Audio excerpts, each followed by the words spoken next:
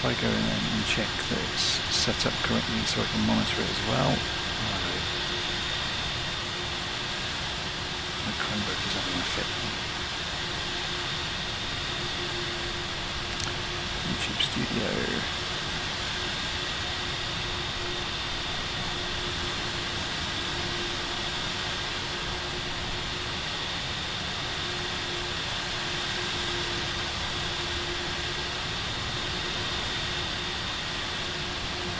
Because I always monitor the live stream alongside.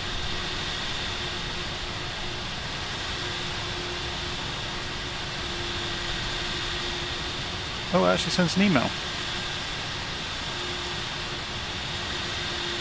Well, it's not an email then, is it? Okay, so what were you flying again? Yeah, it's still showing you as an A300 or something weird. It's very odd. No, I already did that. Yeah, I'll ignore it anyway. It won't make any difference. Okay, so I think I've got everything configured on the aeroplane. Oh, I haven't armed the ground spoilers yet. So we're taking off. Actually, let's go and update Volanta because we've changed the start a new flight. So add a flight plan, pull it in from Simbrief, and that's got it. Very good. We're in VFA 123, so let's upload that picture from Pictures, Screenshots. Upload.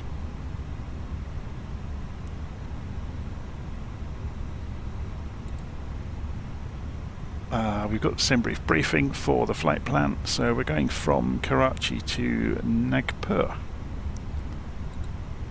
We're going to be cruising at 35,000 feet. Let's have a look at the flight plan. So just under 2 hours by the look of it, 724 nautical miles. Right, shall we get the show on the road? Let's go and taxi out. So where's 25 left? Where's the map of the airfield?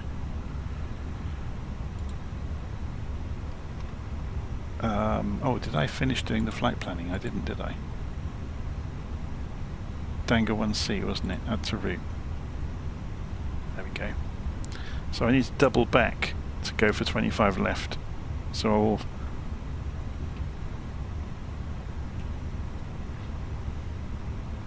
Oh, let me check the volumes as well.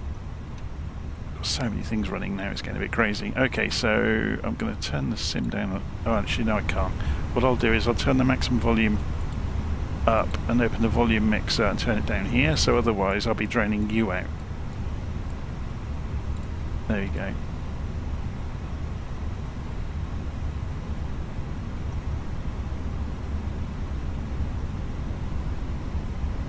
Just going to go and change where my sound is going from the sim. Go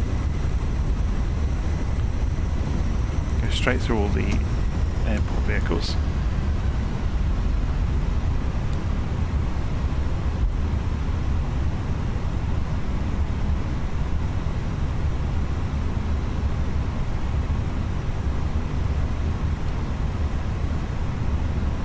And there you are.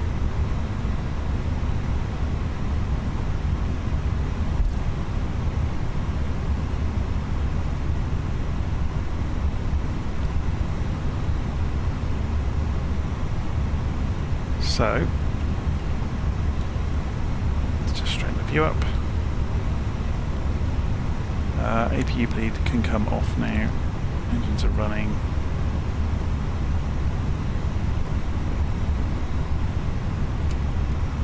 Let's go and have a look. So we're just going out towards 25 left at Karachi. And then we'll get on our way.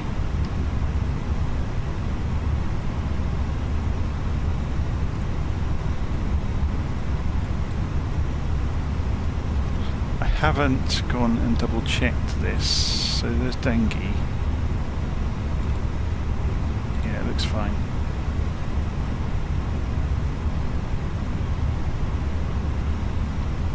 let's pull it up to the map.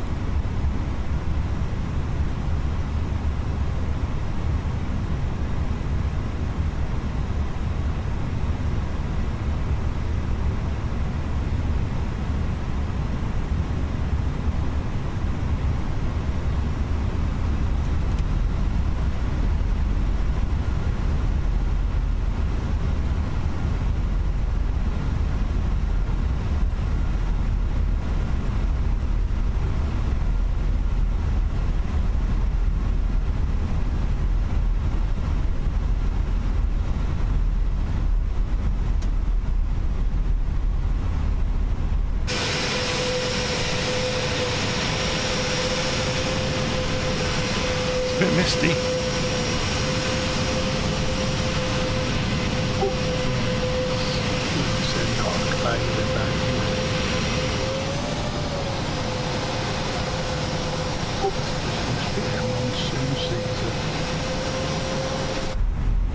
Probably.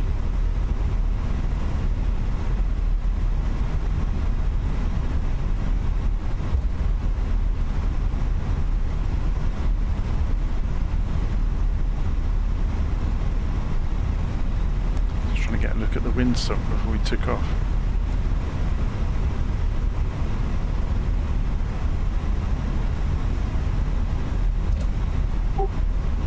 I think the wind direction's very on my nose. Looks like it, doesn't it? Yep.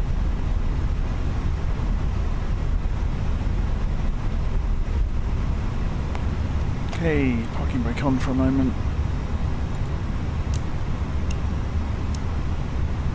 So, landing lights are on, beacons on, power goes on, strobes on auto. Don't need the APU on anymore.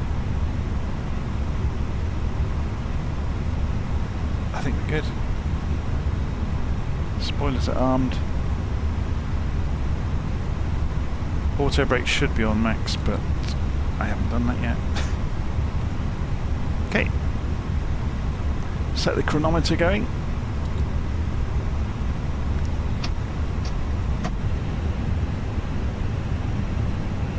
Reduce the range on the display.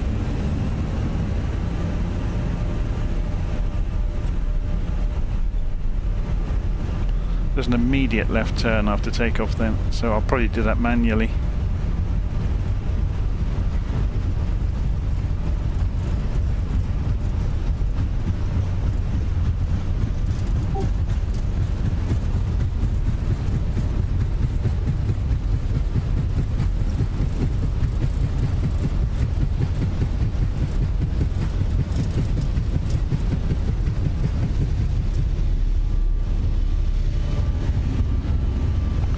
There's a bug in this aeroplane. I've just seen it again. It juddered really badly as I came off the runway.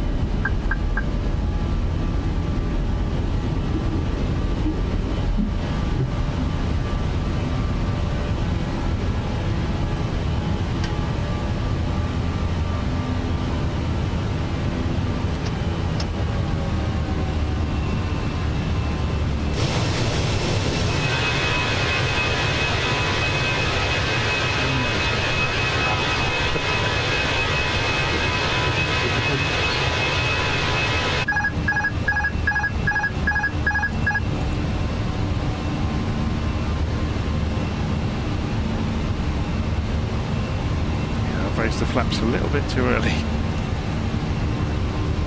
Let's fix that. I cut off the autopilot when it did it. Okay, let's... I know it's supposed to save you, but this is one of the failings of the Airbus, I think. Now we're not on an intercept course with the plan, it's not going to re-engage until I fix them.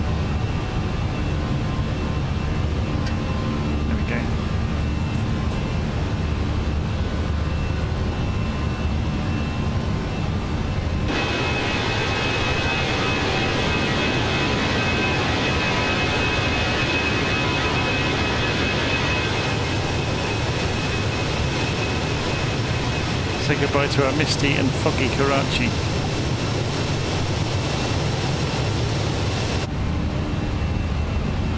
So it's now incline profile, it's accelerating out to 250 knots. And we're on our way, so let's increase the range.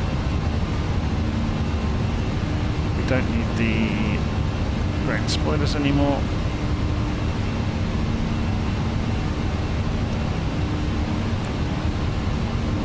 And there's the Dangi waypoint.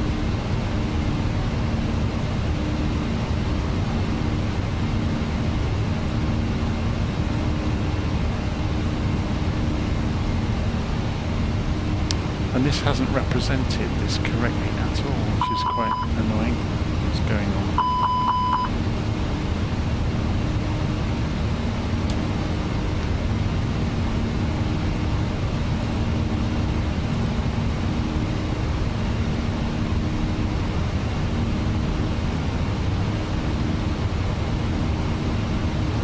It's a very low transition altitude here. What is it? I don't know. About 3,000 feet by the look of it. I'm just going to go and check on the... I should have checked before we took off. I suppose there's Yes, 3,000 feet. I suppose there's no noise abatement as societies in India. I don't know.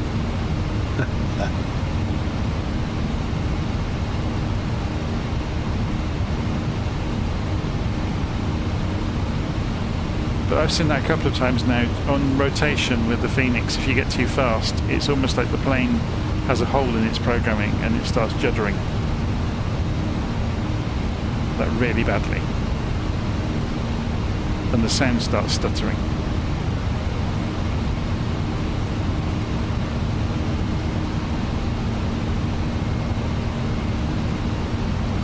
Okay, just coming up through 7,000 feet.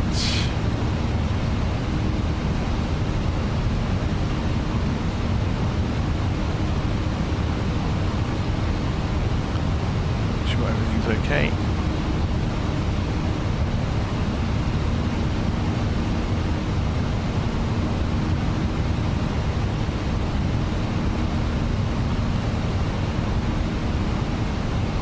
Can we make this follow the aeroplane?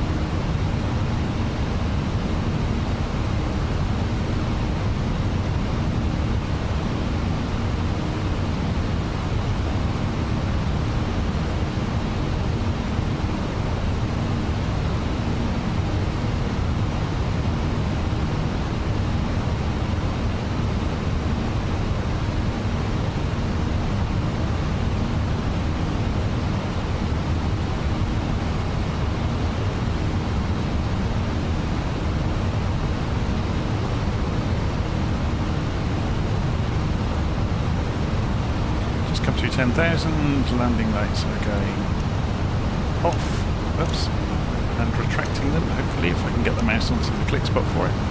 There we go.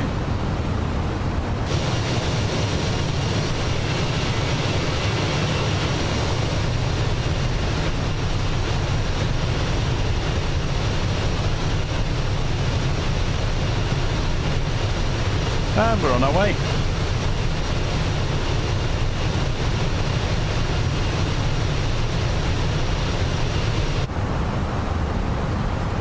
So, we can have a look at the flight plan page. It should be tracking us now. It's good. Yep. 699 miles to go. We've been 7 minutes in the air so far. It'll be interesting to see how accurate it all is.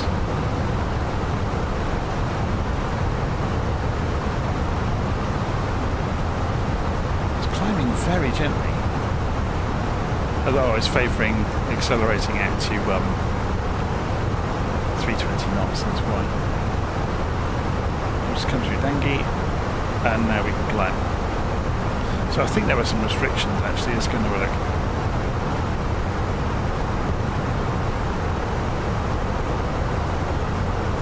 That's interesting because that's got 7,000 feet, but it hasn't obeyed that. Although it's already disappeared off of here, so it's got flight level 113 look. That's rather interesting.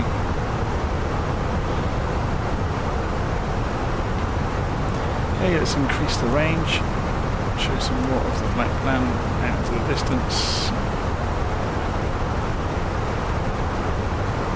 So we're now climbing 1800 feet a minute.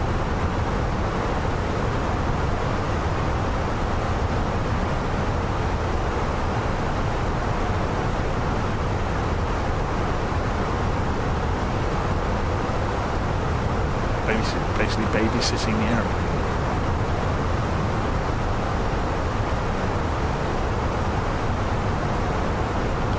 It's going to be interesting at the other end because the airport doesn't have a approach as we normally would know. So if we go and look on the approaches available, well, there are a few actually.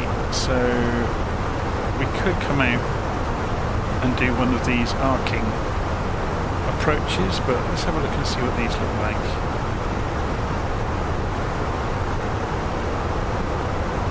So that would be that one. So we just add that to the route. And we just have to navigate over to Tamid from up top. So that would be runway 32 on the Tamid transition. So should we see if we can program that in? So ramp, arrival, ILS 32.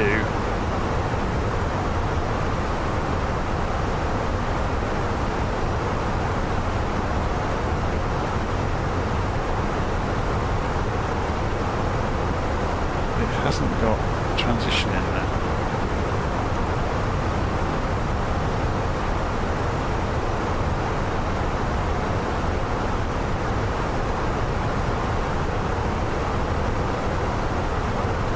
That's got it. So that will probably have put a discontinuity in there. Let's get more like, yeah, there it is, look. So that's between Uptart and Tamid. So if we clear out that discontinuity in the aeroplane, we'll just do a right turn. Insert that back in.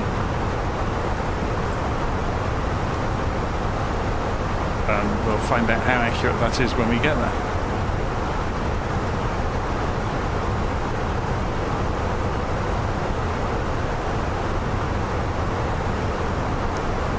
Change the volumes here. Open volume mixer, turn the sim down a bit more. How's it going? Fine. I'm just tracking you. So if I look behind me and put nameplates on, You'll see me. About 6 miles behind. okay, let's put nameplates on, I can't see you. You disappeared now. Let's go and have a look on LittleNavMap. You've just come back on again. Are you running transmitter? Yeah. On the mic here. On the mic. Yeah, I can't see you on it. Hang on then. Oh, I can see you again in the sim then. I'll start it again.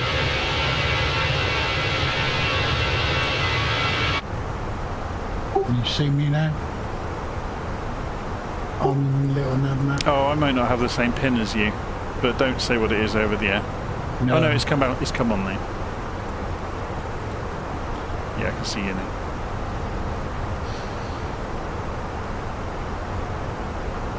Very cool.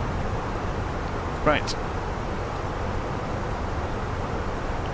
So 320 indicated, climbing 1200 feet a minute. It's a pathetic climb rate, really, isn't it?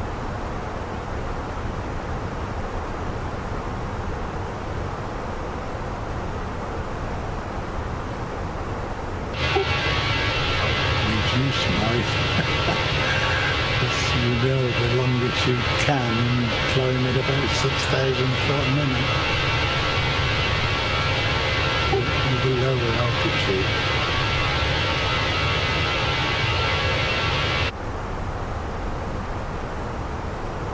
yeah, this is running 100% N2, 91% N1, and it's only managing about 1,000 feet a minute. That surprises me.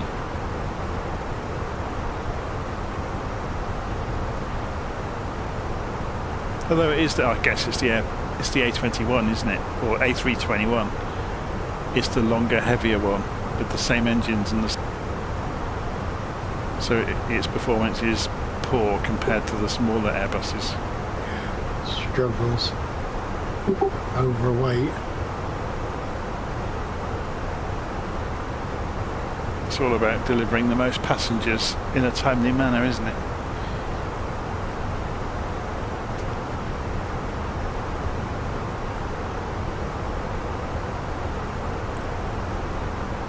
So let's see if we can see a chart then for the other end. So there's the ILS. Okay, yeah, we've got good charts for it. That's good. There's a DME arc on the way in then. And then pick up the ILS.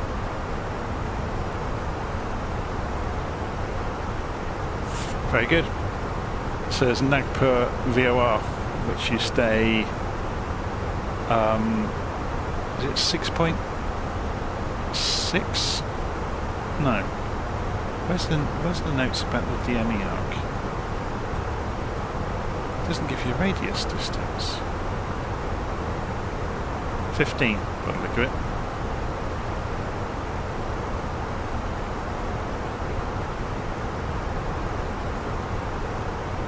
Okay.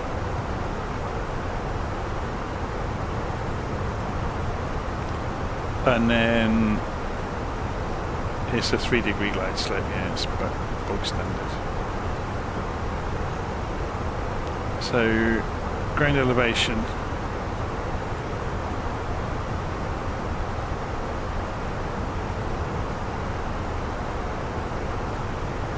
I'm struggling to see things today, I don't know why.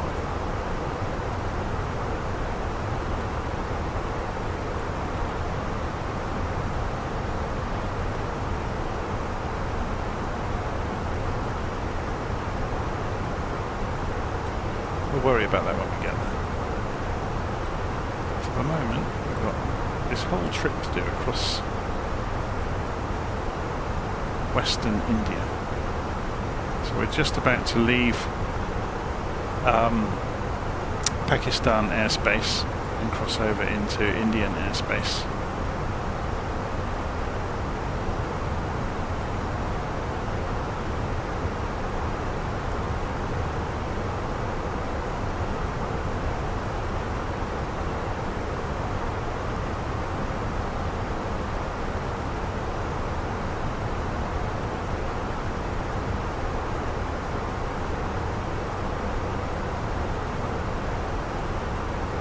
Right, I'm going to go make a coffee while we're en route.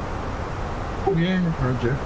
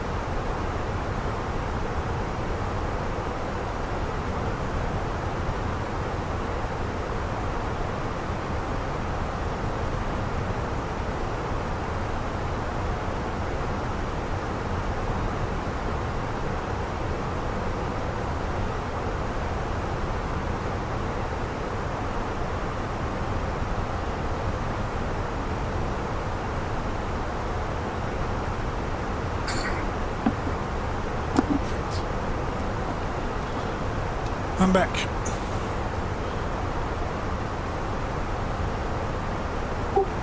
Roger. So I've got a comment here, someone saying seatbelts, but we're not at cruise altitude yet. We're still climbing, albeit very, very slowly.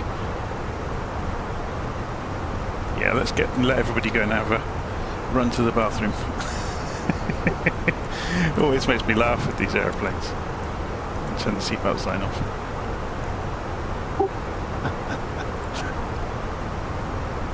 I've never figured that out when I fly on, obviously when I was flying backwards and forwards from Germany all the time. The number of times, the moment the seatbelt sign goes off, there's a charge for the toilets on the aeroplane. You know, they've only left the terminal 20 minutes before. Yeah, but they're full of about 8 pints of beer. Oh, I suppose. Well, no, this is in the morning. Well, wine now.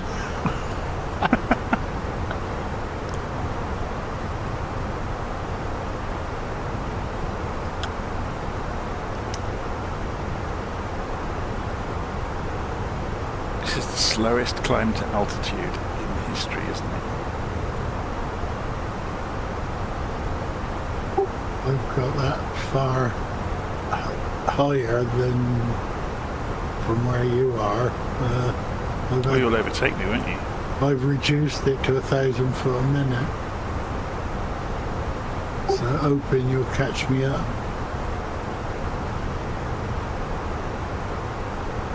I'm still about 5-6 miles behind.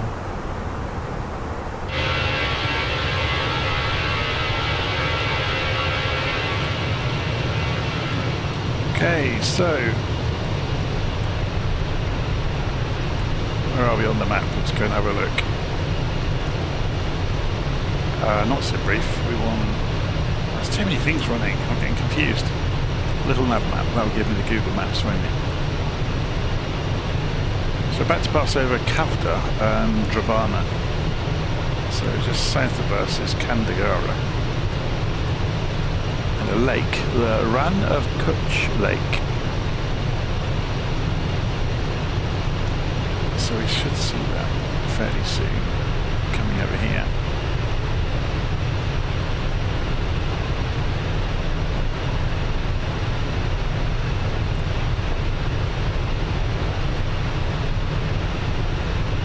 I mean, at the moment I'm just using VNAV or managed climb mode. That's interesting, that disengaged look. Not that it's going to make any difference, look, it hasn't changed its behaviour. Should we force it to climb at a more expeditious rate? So if we go for, say, 1,000, 1,500 feet a minute.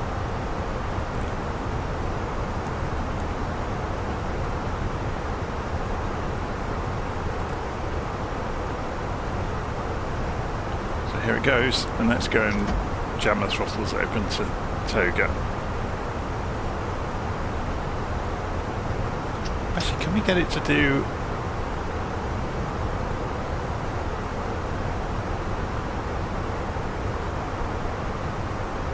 Yeah, let's just go for Toga power and see what it can do. It does. It probably won't make any difference. Like if you watch the N2 and N1, the difference between climb profile is almost nothing. It's like a bit of a percent.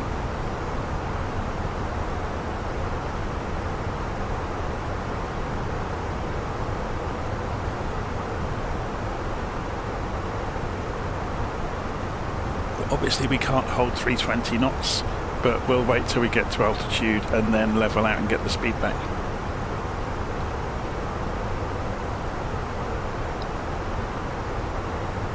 You just have to be careful of vertical speed mode that you don't run out of speed.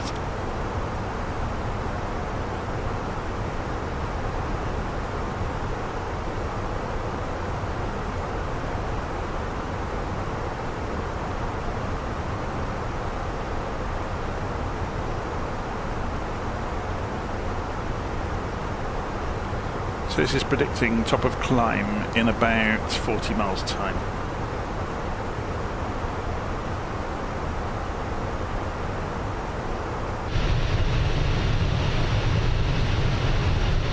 scenery's amazing, isn't it? So on my air flight on Thursday, it just looked like photograph. You know what I mean? Yeah. It was so real.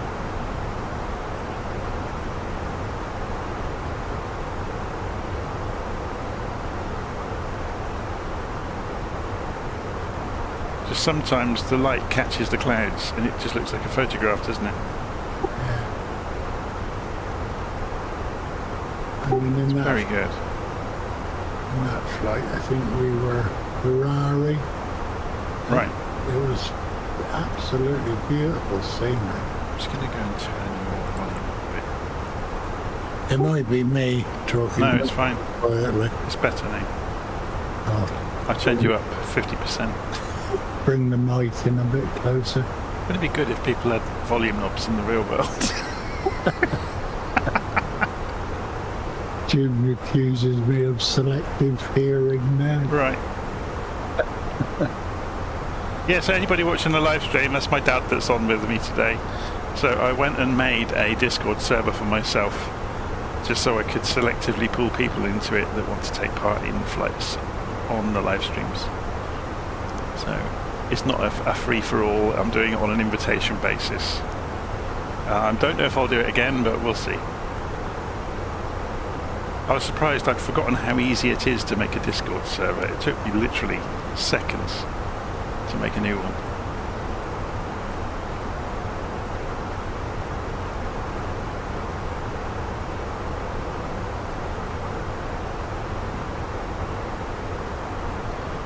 So Ian Robertson says, hello from Burlington, Ontario, Canada.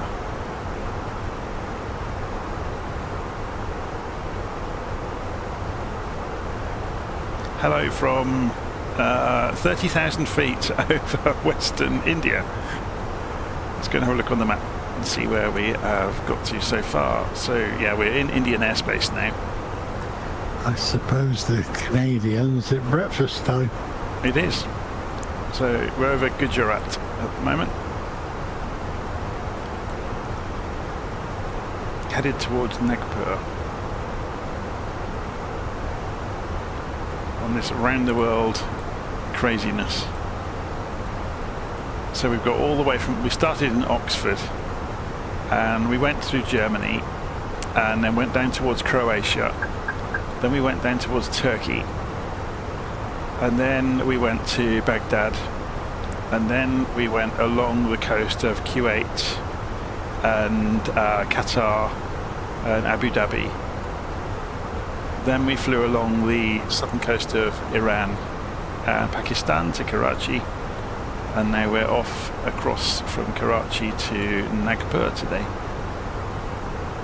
So I imagine the next flight will be straight out across to Bengal and Bangladesh, and then Burma, and you know, just follow the coast down. But at some point we're going to have to probably go across to the Philippines and Papua New Guinea and then go island hopping to see how close to Chile, Peru and Ecuador we can get.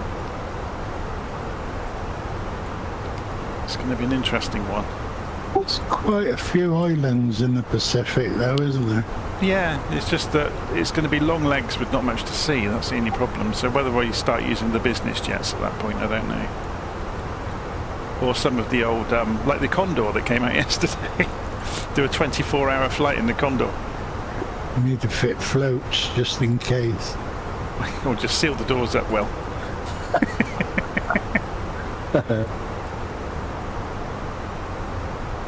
How long have we been cruising for? I can tell you exactly because I remembered to turn the chronometer on.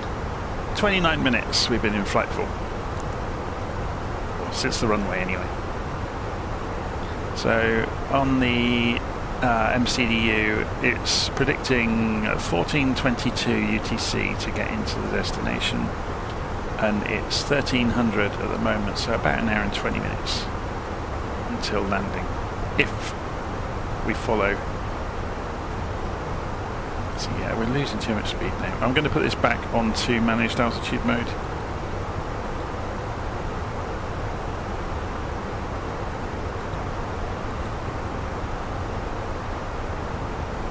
which means we're going to creep our way up to 36,000 feet. But it should recover the airspeed. Or 35,000 feet, sorry.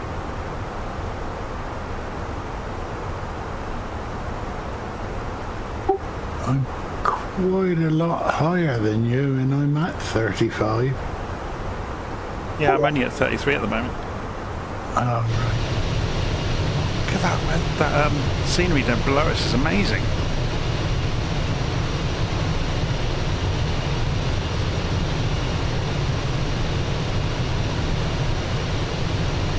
That's incredible, isn't it?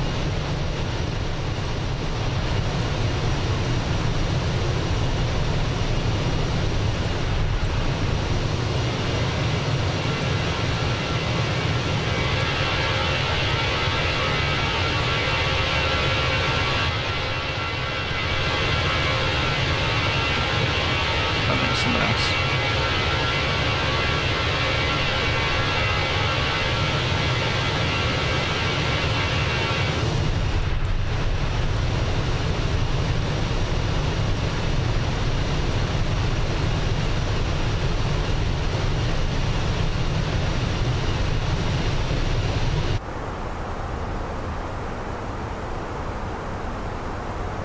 So Andrew is saying press the expedite button. I don't like kind of forcing the hand of the aircraft. I like kind of seeing how it reacts. Although saying that, I went vertical speed mode a minute ago just to speed things up a little bit. But we're nearly there anyway. We're only a couple of minutes away from top of climb.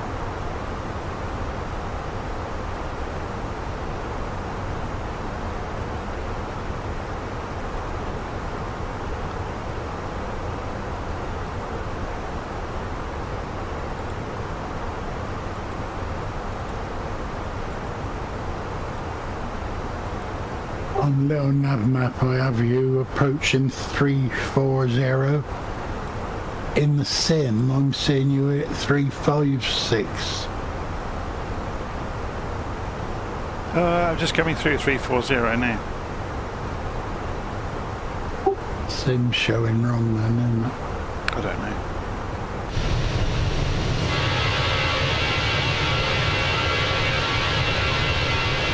Still looking down on you and doing that 3-5. I can't see you. Again. I'm directly behind you almost. Perhaps a bit higher. There's someone else out there, but not you. Or at least there's no nameplate for you. How strange. I can see you on LittleNavMap.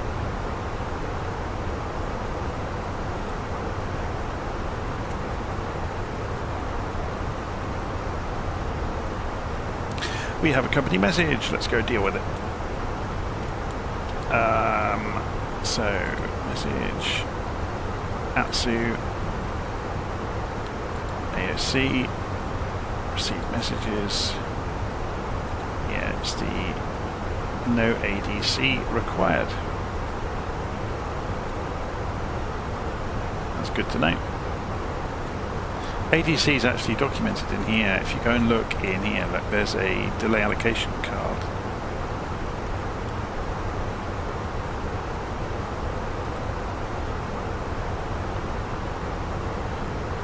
There's tons of stuff in here that I've not really looked at yet. So if you go into the settings app, and it says look for sim settings, so we go in here, and you can modify so many things. So those are obviously the airframe things. I have to look up what some of these are.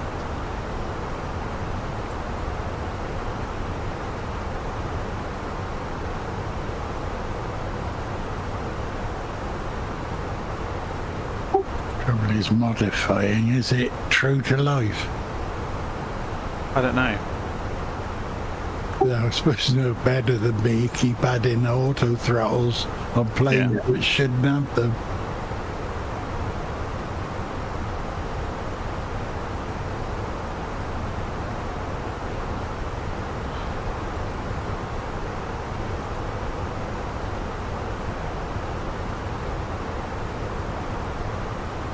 I should pull up the Navigraph map. I zoom out slightly.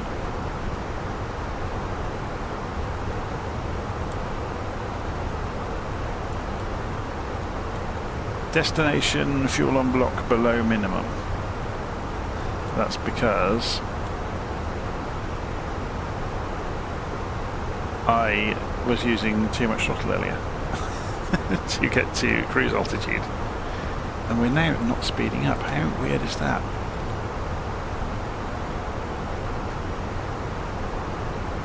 It's not getting back towards... There's something really weird about this. Let's get some speed on.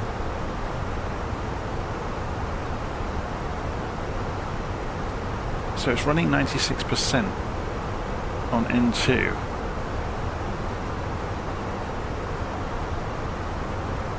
It doesn't appear to be able to accelerate.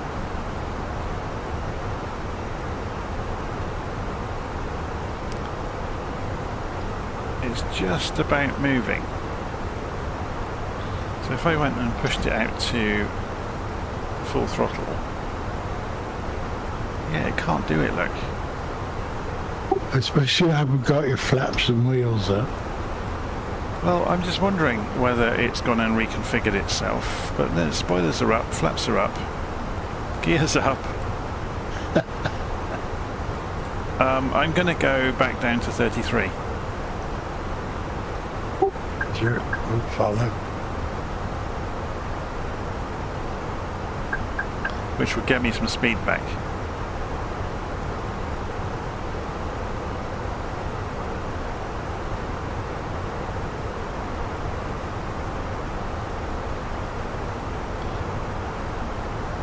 It just shows, doesn't it, these bigger aeroplanes, they really are on a kind of a knife edge with how much thrust they've got versus the climb profile. Yeah, I've commanded a bit too fast there. Let's go 0.78 maybe.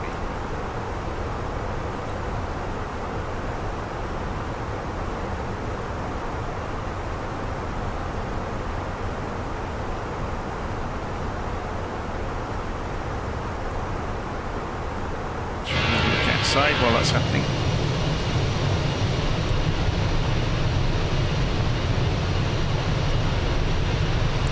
Great. Just surrounded by horrific weather at the moment. Well, not horrific, but not the best.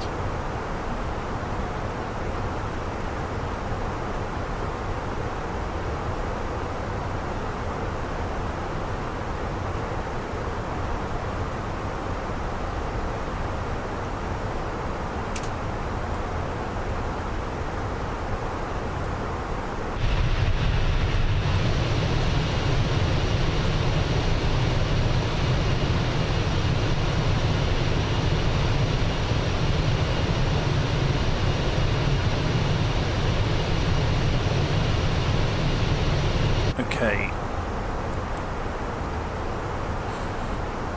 How's it doing?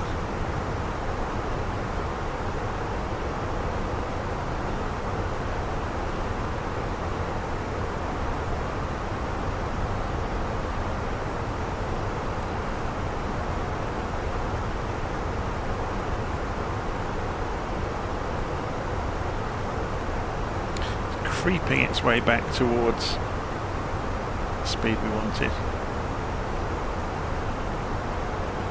The altimeter isn't holding either. It's very, very odd. I noticed the meter sign had come back on as well.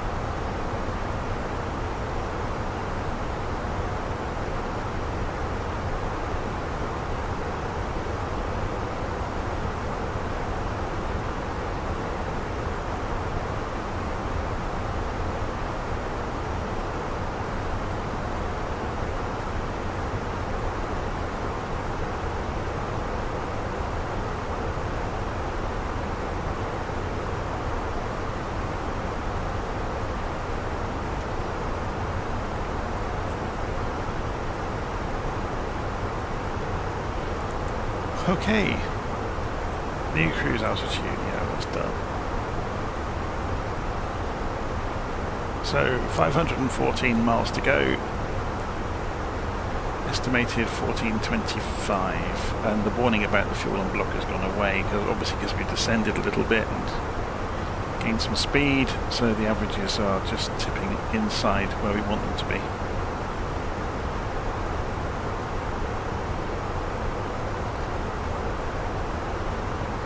So let's go and program this into LittleNavMap that we put into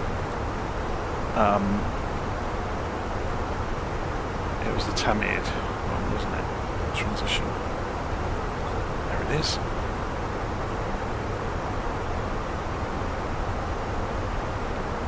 It's going to be a fun one to fly. But just out of interest, let's go and measure that. So it's 13 miles. Because when we were looking at Navigraph, it wasn't very clear, which is unusual, of what the radius is. Oh, here we go. I'm being silly. 13. It was right in front of my face all along. 13 DME arc. I always think the terminology is a bit odd with DMEs. Because people say the distance as the DME, but DME is distance measuring equipment.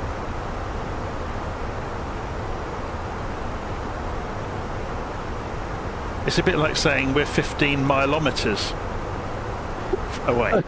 I suppose it is, because I always say, if I'm 10 DME, I'll say 10 DME.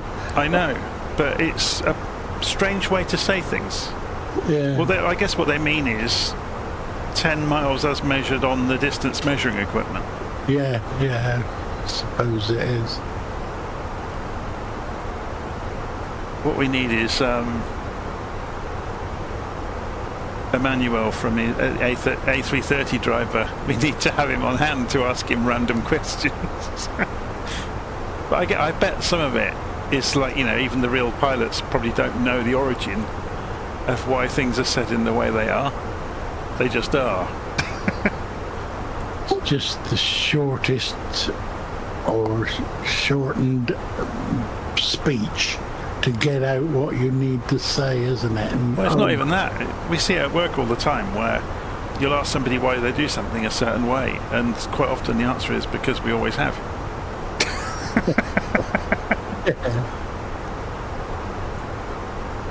And nobody ever gave a thought to changing it.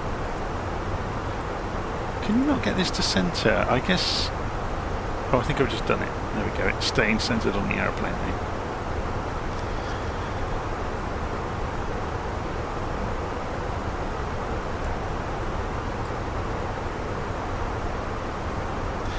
Should we have a play, seeing as we've got some weather going on, see if we can get the weather radar working? I don't know if this has a working weather radar or not. So it has terrain, obviously, so we can see that. So if we go down here and put it onto system number 1, I don't know if it's going to show. Oh, it's... No, I think the blue was the water, wasn't it, that was just passing by.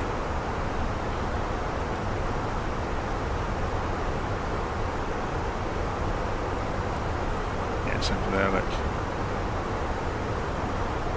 80 miles out.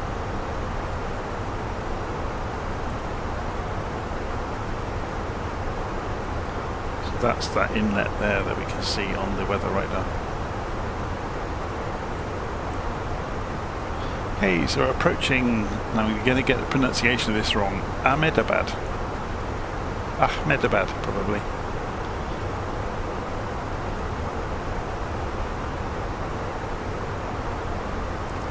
So somebody on the live stream has said they live 5 odometers from the chip shop.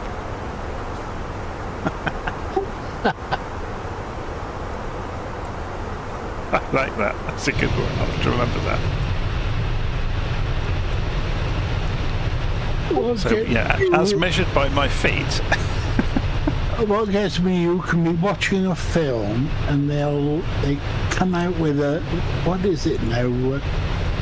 Why they can't say miles or kilometres, I don't know, but they come out with a different phrase. I've forgotten what it is. How do you mean? In what context are you talking about? When they're talking about distance from them, they'll say they're Clicks. Yeah. That's a military term, isn't it? But what is it? That's a good question. There you go, live stream chat. When in a movie, when they say they are 3 clicks from the target, what does a click mean? Who knows? Rather than me go and ask Google Gemini, let's ask the masses of people on the internet who are busy typing it into Google Gemini right now.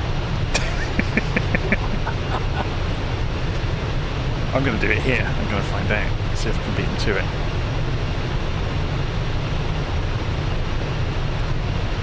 How far is a click in terms of distance? Question mark. A click is a colloquial term for a kilometre. There we go. Often used in military and aviation contexts for quick and efficient communication.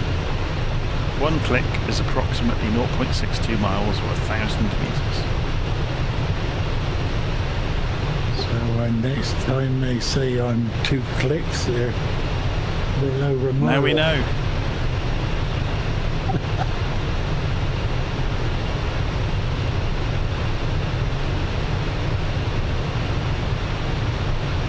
This live weather's a bit awful, isn't it?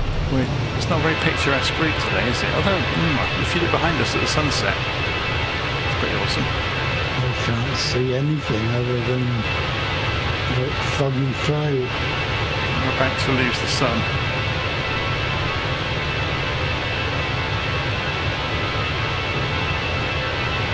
It's gone behind a cloud.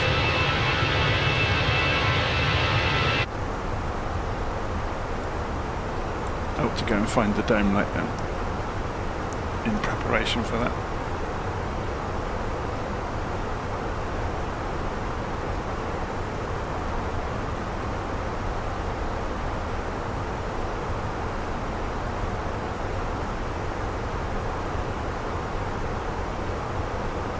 I'll have to go and get one of the old, the really old aeroplanes out, like the Lattaco or something, or the DC-6 to do a leg of this. That'd be good fun. DC-3.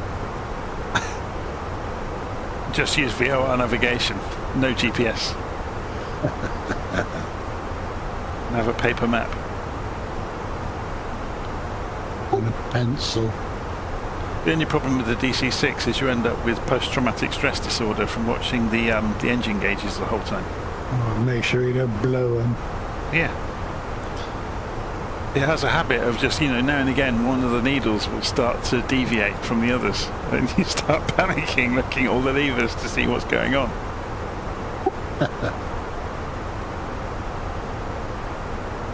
No, the DC-6 is brilliant. Considering it was the first complicated aeroplane that came out, it's still one of the best.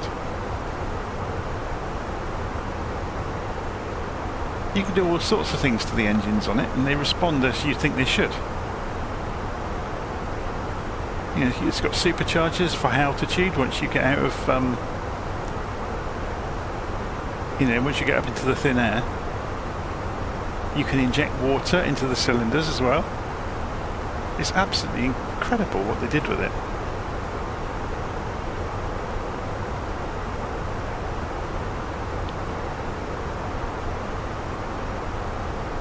Unfortunately, all of those tools mean you can blow the engines to bits, like you said. Has to be carefully cajoled.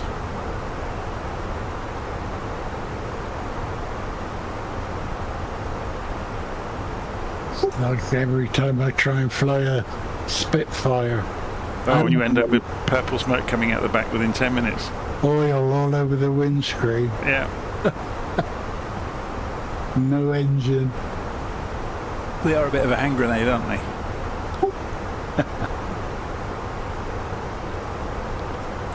You have to, it's the same with the Hurricane. You have, well, though I'm not sure that it's simulated that accurately, but you do have to be careful with temperatures. Well, I'm fed up with this cloud. I'm going to turn real weather off.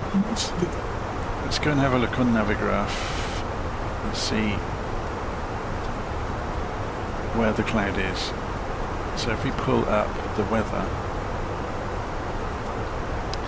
at 350.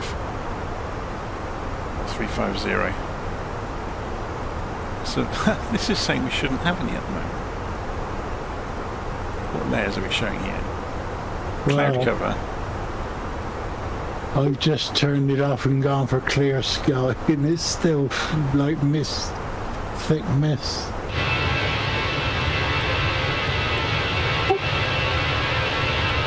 It's like a Turner painting at the moment.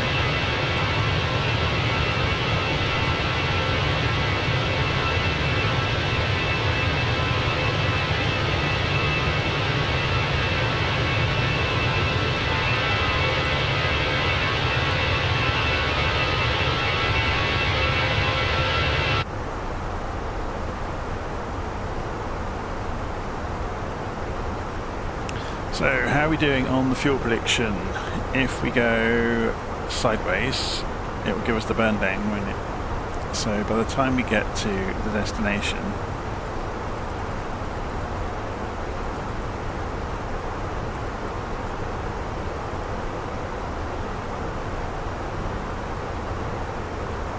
you know, about 2.5 tons of fuel by the look.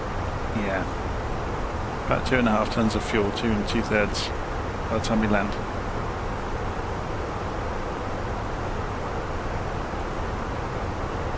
That's pretty good.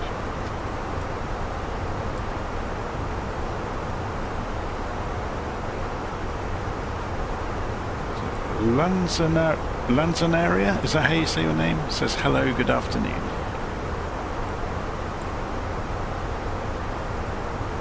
As you can see, we've got a wonderful view out the window.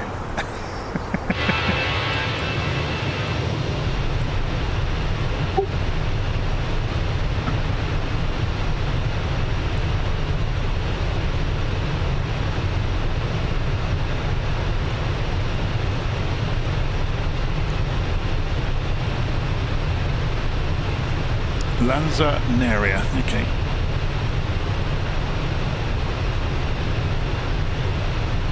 So we're being asked, how is the Airbus A321? It's big and heavy and sluggish at high altitude. But it manages itself, to be honest. It's only if you try and force it, it starts to complain.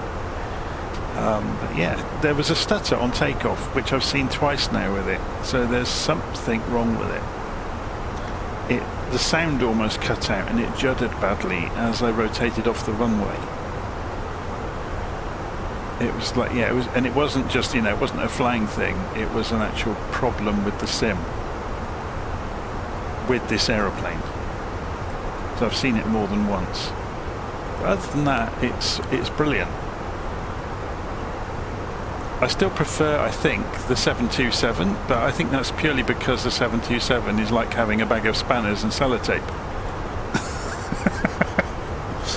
So operating it is like, how much string and sellotape do you have?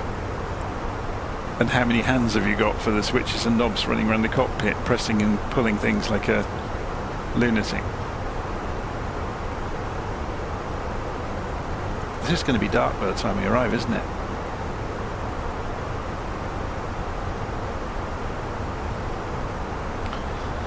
So we're showing an estimate of 14:24, so it's still the same estimate basically, 2:30 UTC.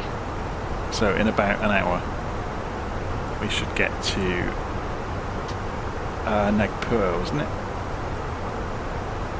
Yeah.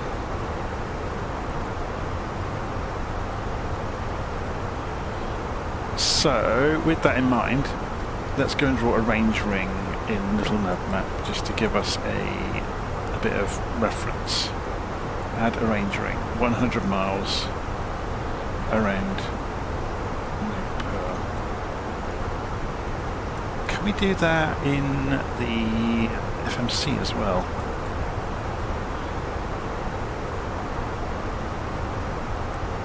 I'm not sure that you can in the Airbus. I'm pretty sure I figured all this out the other week and it's gone out of my head now how to do it. So if we select that, that's just going to do an arrival, isn't it?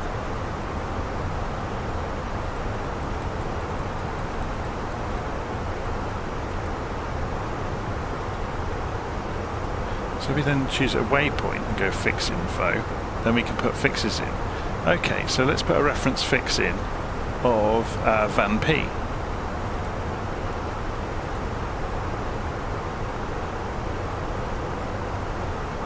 And put a radius in. Yeah, I knew this worked. So put 100 nautical mile radius in. And that should give us, if we look and zoom out a bit. Yeah, there we go. We've got a circle now that just warns us when to start descending, basically, or when to start getting ready.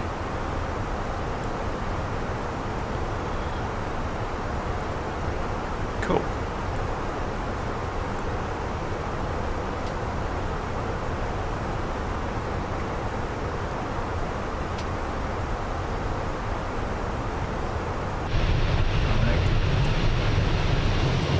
This cloud's a bit eerie, isn't it?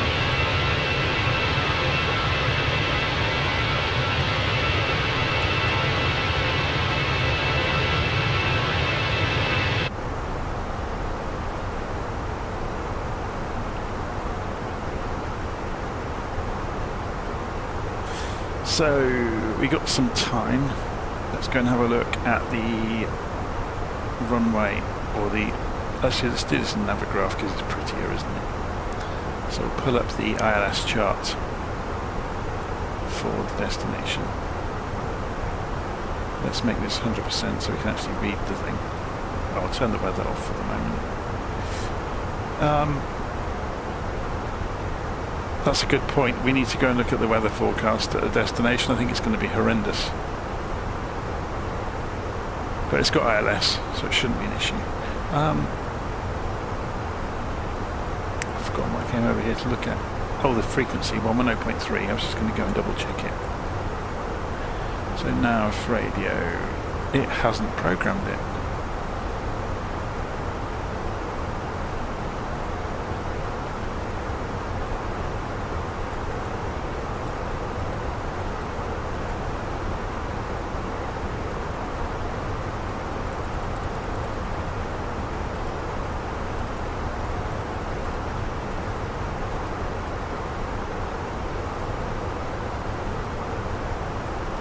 The course of the runway, or of the ILS, sorry, is 324 degrees.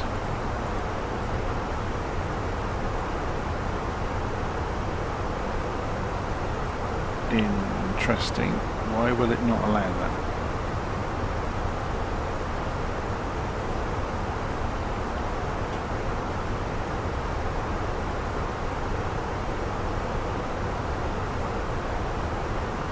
Just go and have a look at the flight plan again.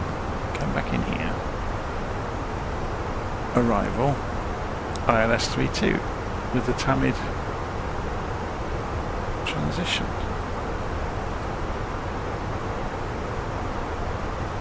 So why was it behaving like that? We'll never know.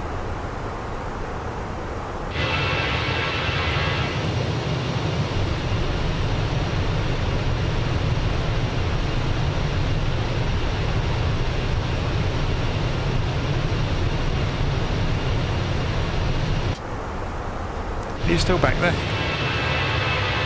Yeah, got a visual on you. And you're 7 o'clock at the moment, about half a mile.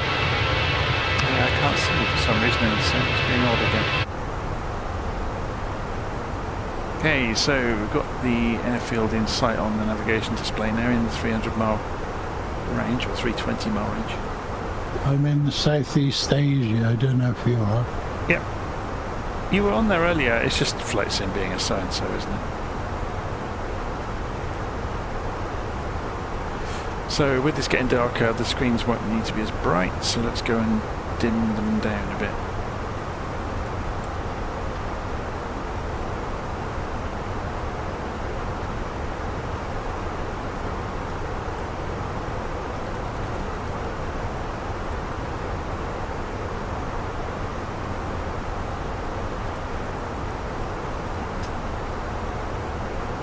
I think I can never remember which knob is which for the brightness of the mode control panel. That's it. Okay. So the other one is the down lighter for the instrument panel.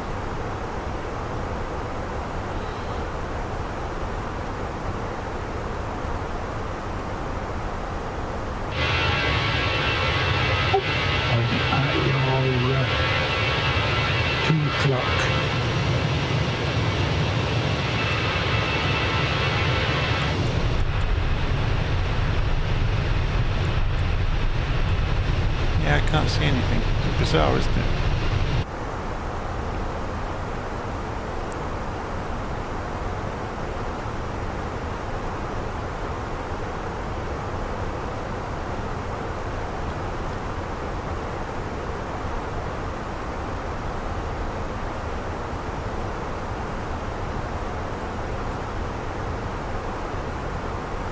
Okay, let's go and have a look at the map, see where we are.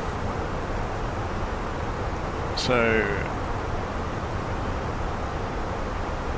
passing a succession of small towns. So, Ambur, Jobat, Bag, Kukshi, Manawar, Dharampuri, Anjad, Balwani, Thikri.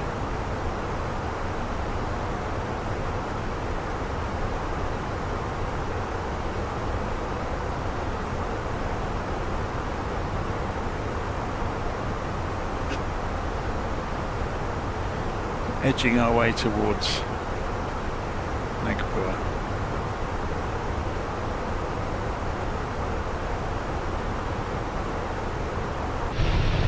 Oh, we're breaking out of that high level cloud, finally.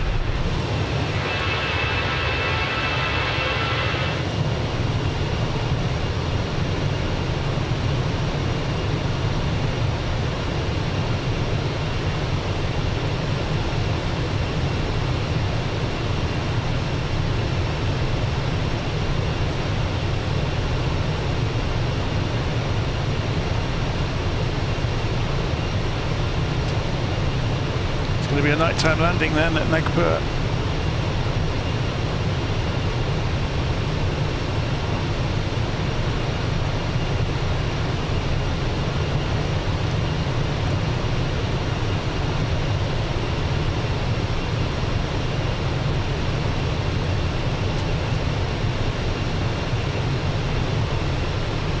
I wonder if we staged a big jet flight at Virtual Flight Online, if many people would join in. Well, instead of flying GA. Yeah, just now and again, just throw in a big jet flight. Yeah, could coax them to join. So all fly from A to B somewhere, all flying like A320s or whatever it is. And yeah, maybe set the bar and say everybody get the fly-by-wire because it's free.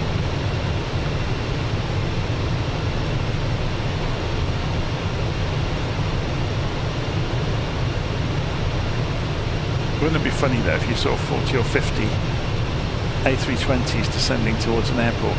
The controllers would shut the door and run away, wouldn't they?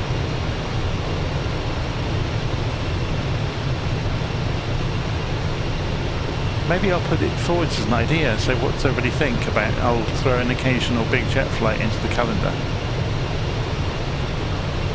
and invite the My Air lot to take part.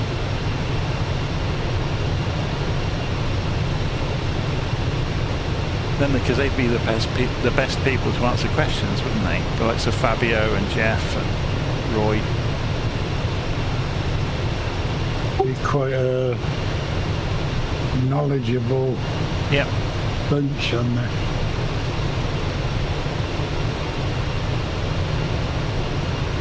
Yeah, so Tyler on the live stream chat is saying approach would be interesting. It would be if you get more than about 10 of you. There'd be some.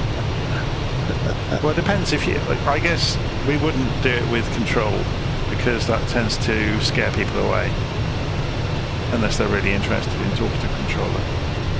Unless someone's just shouting out and asking for specific airspeeds from people. I'll give them a number for landing. Or do it like, what's it called? Oshkosh. We'll have a custom scenery with circles painted on the runway.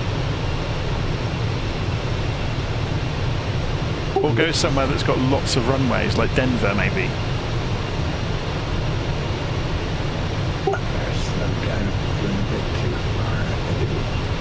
I was looking, I think it was Denver I was looking at recently with somebody. You can fit Heathrow inside Denver about 5 or 6 times. There's some massive ditches as well at Denver. If you go off the taxiway, you're likely to be in one. Well, that's the voice of experience there, isn't it? I remember the first time I ever went to Denver, I thought I'm going to be out of fuel before I get to the runway.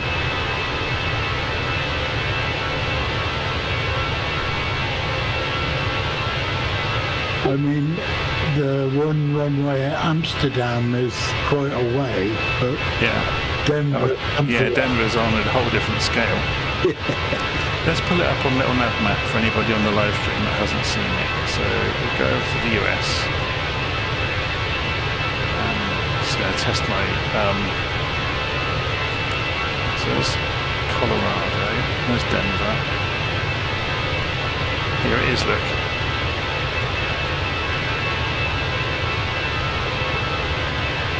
So it's the 16,000 foot long runway there.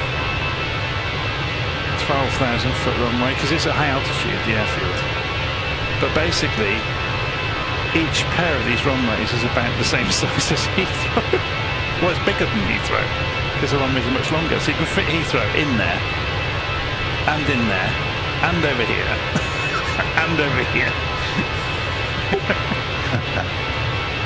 It's absolutely enormous. And look at the parking stands. I'm not seeing your screen. Not on Discord.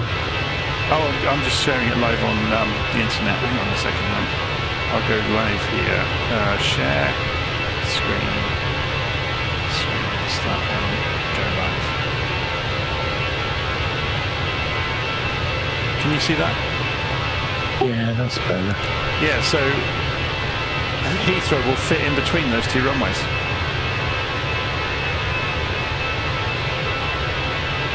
It's mad, isn't it?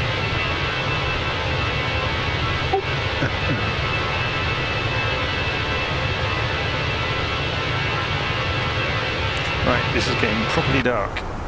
So we need to make sure that the lighting, I've got the lighting just about right inside. We can turn it up to bright on the dome light, but it doesn't really help anybody. It's probably better to have subdued lighting. If we pull the cable... when you do this, you have to click on the microphone, don't you? There you go. We can get rid of these so they don't go and ruin our night vision.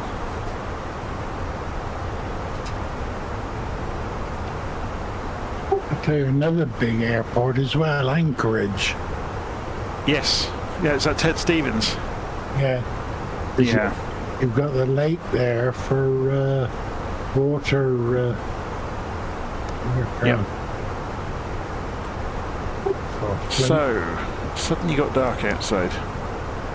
Or should I say float planes and water?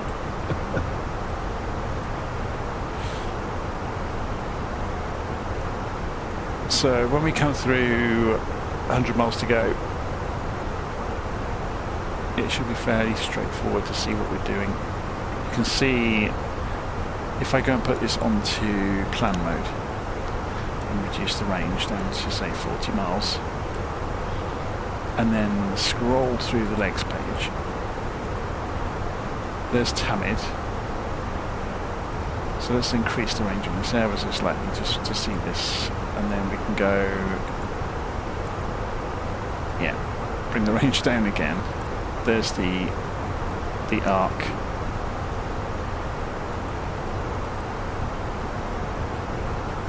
You can see that there quite well.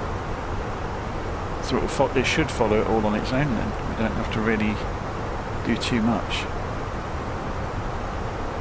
Okay, let's put this back onto arc mode. and increase the range back out again.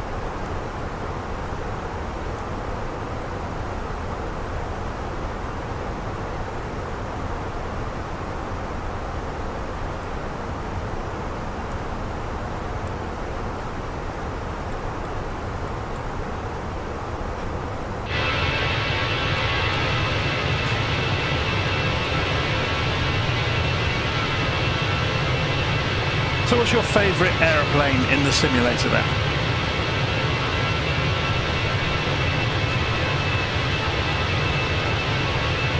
What, me? Yeah. I suppose I've got to say the easiest to fly is the longitude. Is that just because you're used to it though? Well, probably. I was flying the 777 yesterday afternoon. That's quite good, isn't it? Yeah. I'm tempted more and more back to that each time, you know what I mean? It's growing on me. It's a more modern Boeing, isn't it? So it hasn't got the antiquated systems of the 737. And I'm going to start a storm. It's like an upmarket Airbus.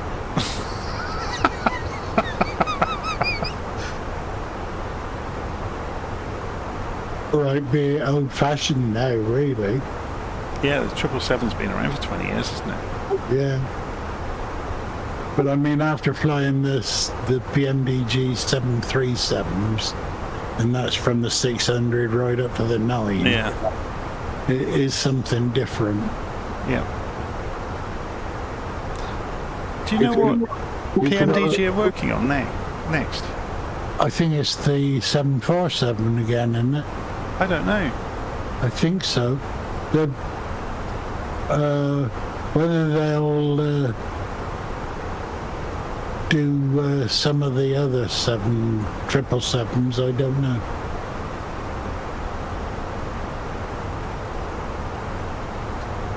I don't know if there are the other models of the 777. I haven't got a clue.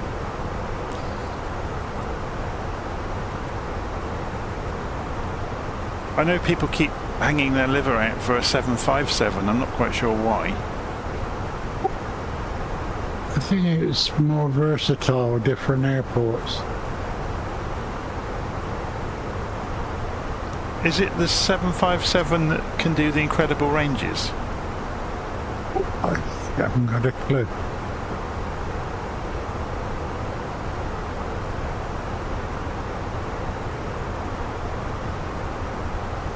So yeah, somebody in the live stream comments is saying 737 MAX.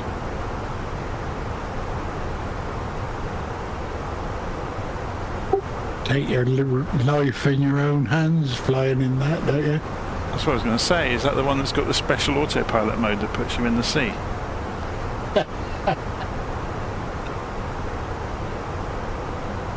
I've never gone back and read up on that. I remember reading the news stories at the time, and there was a logic hole, wasn't there? I think it was a software problem, wasn't it? Yeah, there was some sort of logic problem in the flight control system around thrust and climb rate and configuration, where it would essentially put the airplane into the ground. No, on about the MAX, what didn't the 777 have a fire problem with batteries? No, that was the 787. Oh, That was the Dreamliner. Oh, right. Yeah, early in its life they had a problem with the entertainment system, batteries, and the power system for it all. Yeah.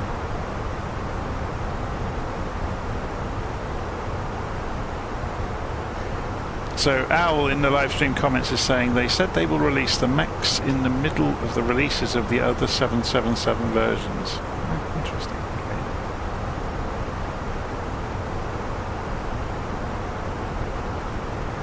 Okay. I've been amazed by how good that 727 is, considering that they haven't got a history of making that sort of aeroplane. It's very, very good. Yeah. Also, Black Squares updates that they've done just recently with the TBM 850 now has got all of the flashy tablet stuff that the Dukes had.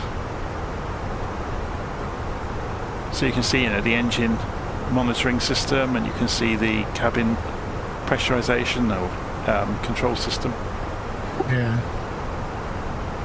And the electric wiring diagram is all in the tablet, and you can see it live with the status of everything. It's very, very cool.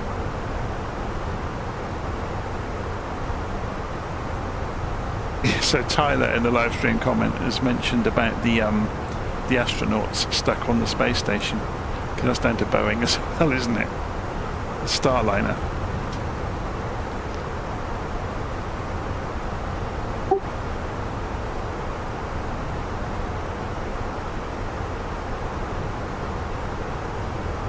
I wonder how they will, if they can't get that, or if they can't guarantee that those thrusters are going to work. I wonder how they'll get them back. I wonder if it will have to be SpaceX will go up with another Dragon capsule to go fetch them.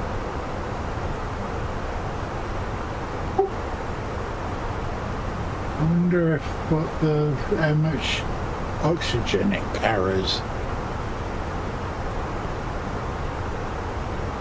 And food come to that. I don't know. They must have reserves up there for contingency, you would imagine.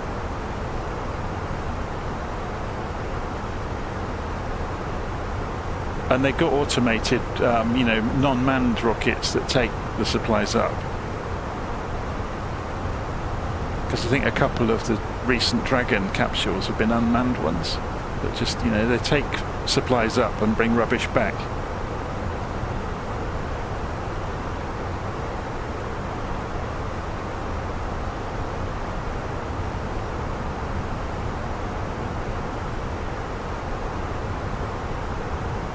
They're on about decommissioning the space station, aren't they? I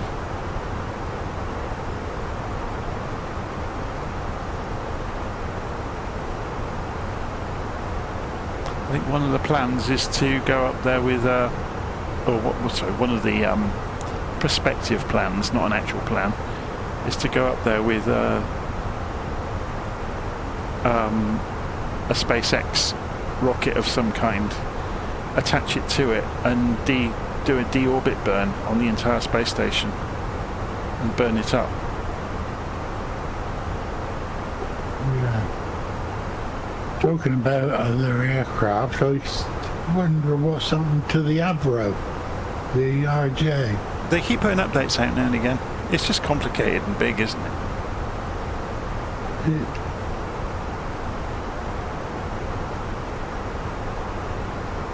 For that in FSX, the Avro over the 146. Yeah.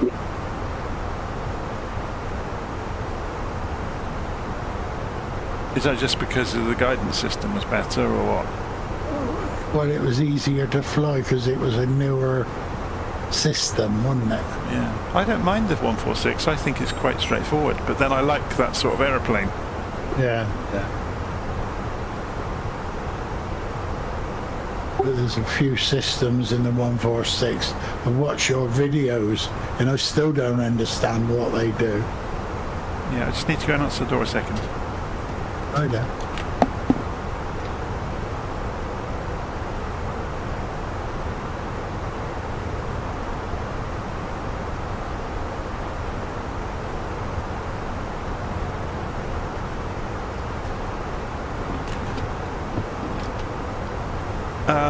What do you mean on the 146? Like the thrust modulation system or stuff like that?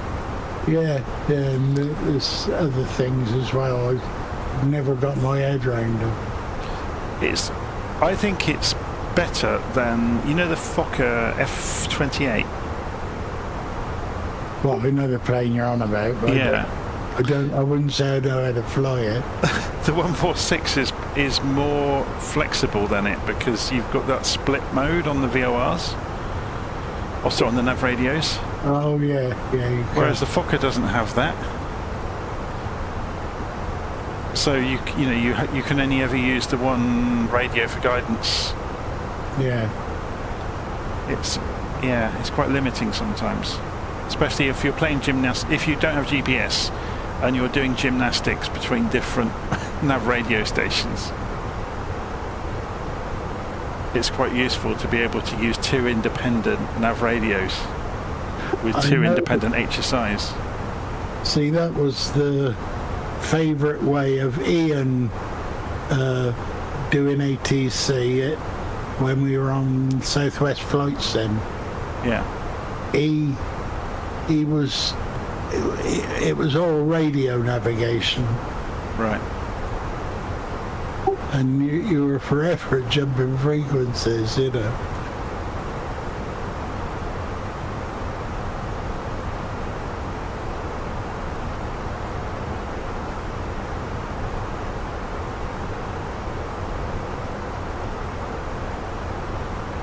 Oh, my new joystick has been dispatched apparently.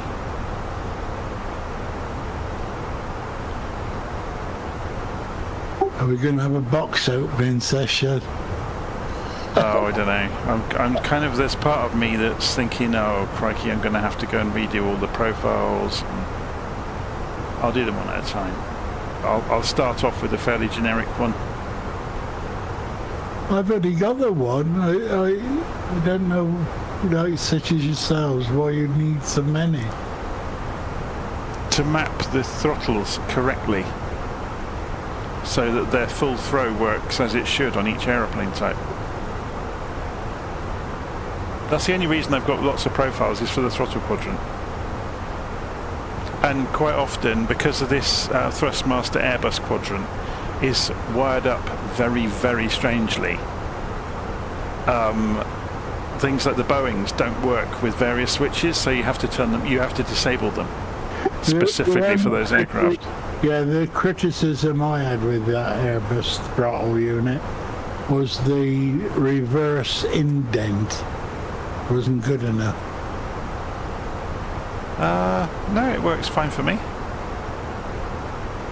I found it was too, how can I put it, soft, because you could easily pull the throttle back and go into that indent. No, it's got levers. It's got levers you flip up with your fingers that lock it.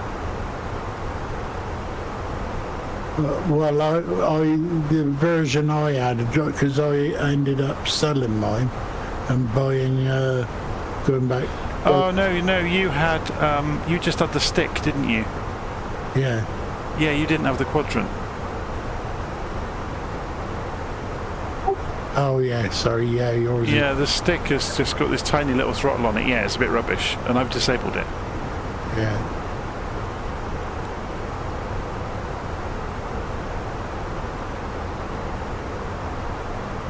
I forgot, because you've got those extra levers, haven't you?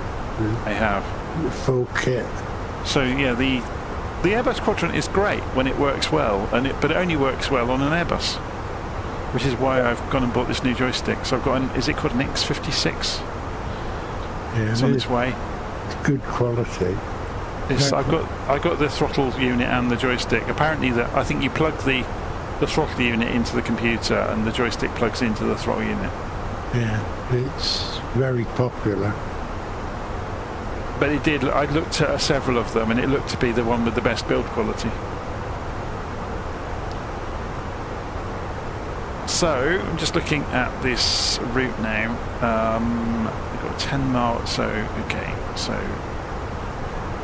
somewhere between Uptart and Tamid, I need to start descending. But I was just going to have a look to see if there are any altitude restrictions on the way into Tamid.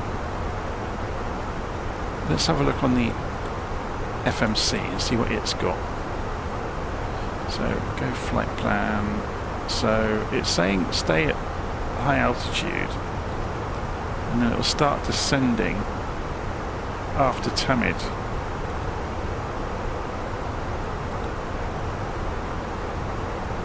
So it's asking me to put some destination data in, so let's go do that.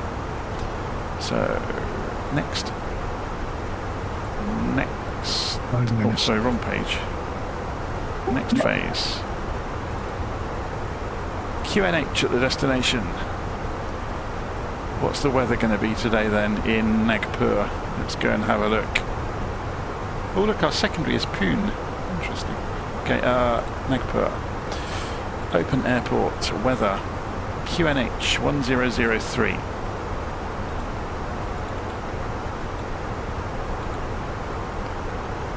Temperature 25 centigrade.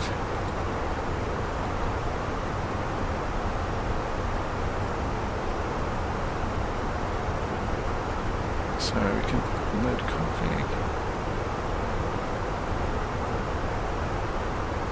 What does that do then? Next phase. Go around. Yeah, we're not going to need to go around. We'll land fine. Famous last words. I need to do a video on the approach parameters, like the baro settings, and what they really mean in terms of performance and operation of the aeroplane.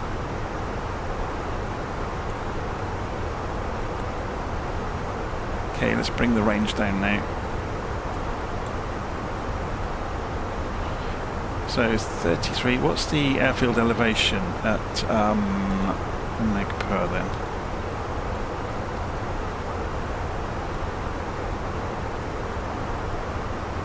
(1,000 feet).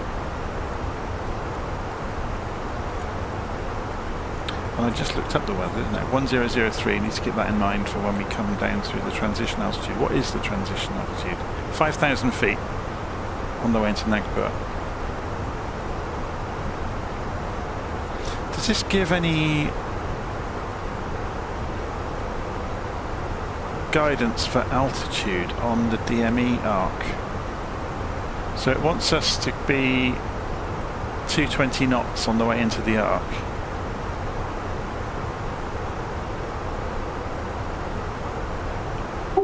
I haven't put in the star. What are you using? There isn't a star. There's only an approach. It's the ILS runway 32 with the TAMID transition. Oh, Roger. So I'm heading for the UPTAR. Well, I've just turned to UPTAR out towards TAMID.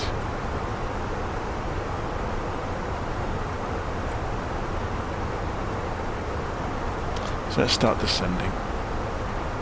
If we go and tell it to come down to 10,000 feet to begin with.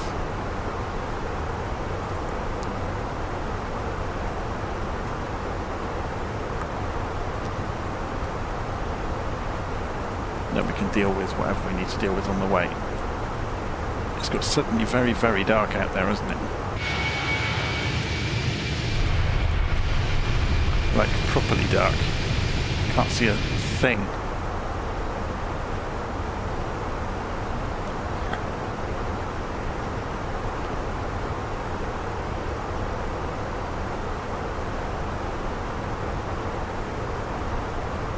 So we're going to have a nighttime landing at Nagpur.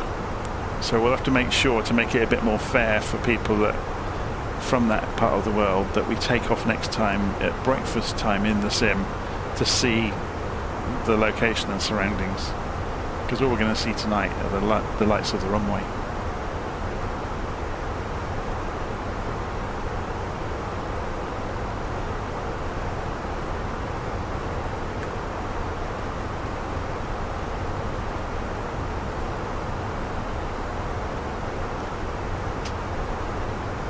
So how are we doing on the timings? So 1400 and destination E4 below min. Clear. Will we have enough fuel?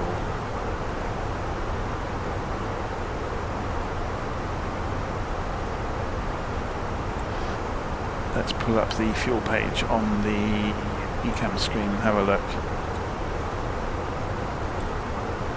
So we've got 1500 on each wing.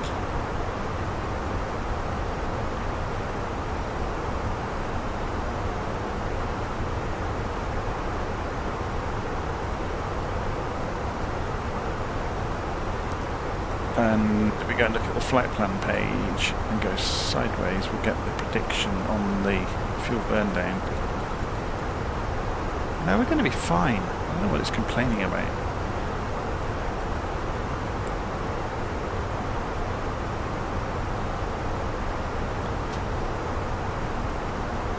So, Nostalgic Flight Simmer says, "Good day, Jonathan.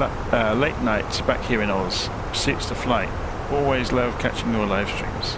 Tyler says, are you around the world routes based on just the path you want to go, or are these well-known routes? It's just I'm picking them out of a hat.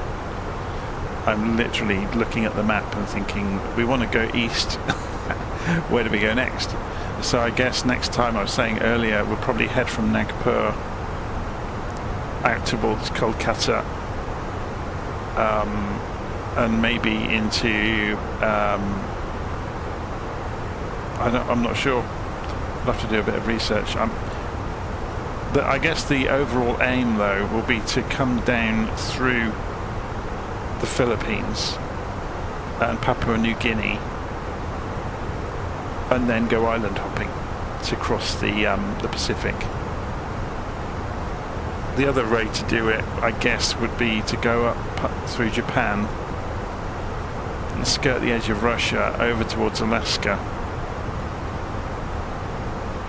which might be preferable actually, because then it puts me on the right side to go Canada, US, before going Newfoundland, Greenland, Iceland, and back to England.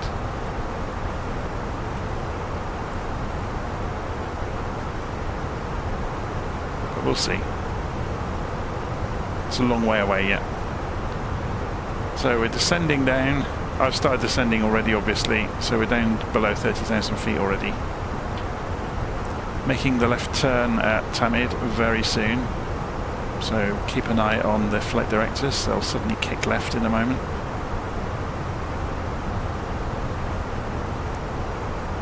And there they go. They're just gently kicking left. There it goes, look.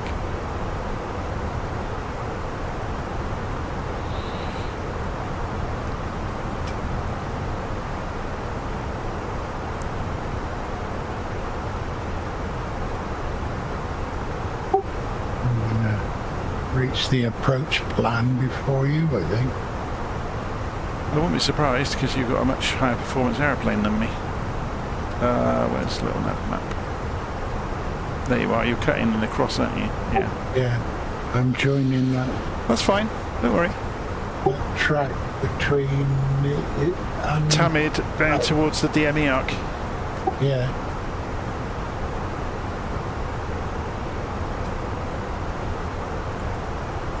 Yeah, that means I'll be able to watch you going in front of me, hopefully. Or if the sim behaves itself and shows you. So yeah, there's the DME arc. With the restrictions. Let's go and have a look to see where the restrictions kick in. Flight plan. The last restriction I got is 3,100 feet. Yeah, just as you turn in towards the runway. Yeah, on the flight.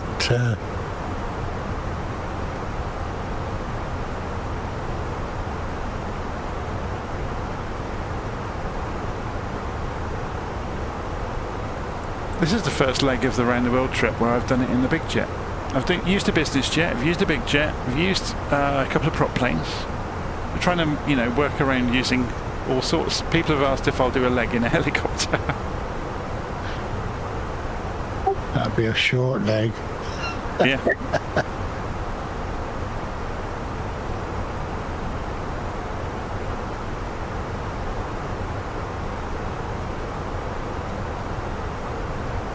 So about 20... What did it say on the prediction? 1822 to get to... So we're only 15-20 minutes out then. Shouldn't take long.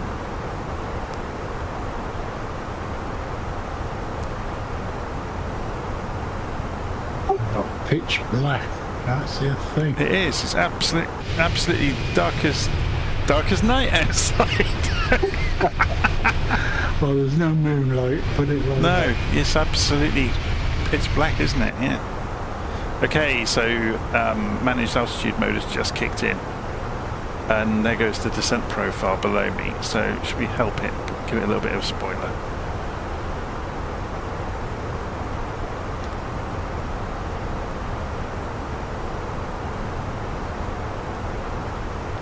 So we now have the VNAV descent profile has shown up, or the managed descent profile I should say, in the Airbus. So I've asked the aeroplane to get down to 10,000 feet, and we'll go the rest of the way after. I'm surprised that DME arc doesn't have an altitude restriction, or you know, a guidance even for flying the arc. No, I've just looked on FS Tramp and there's none on it. Well, they're saying that there's a minimum altitude for the airway on the way into it, which is 8,000 feet.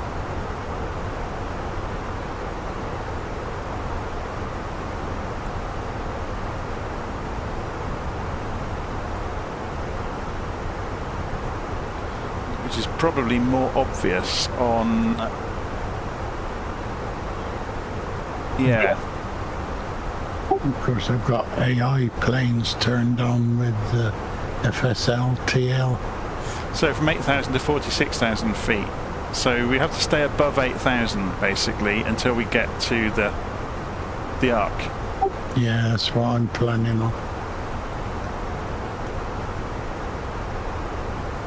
Let's reduce the range down to 40 miles now. Oh, I've gone too far, into 20 miles.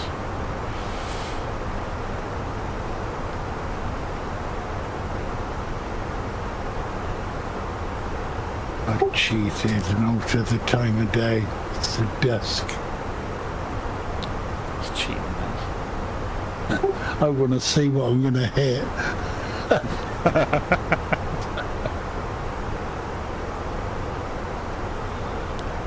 Just coming down to 18,000. And we're on profile for the descent. So to be honest, with this on managed mode everything, I could go and set this down for 3,000, couldn't I, for the beginning of the approach.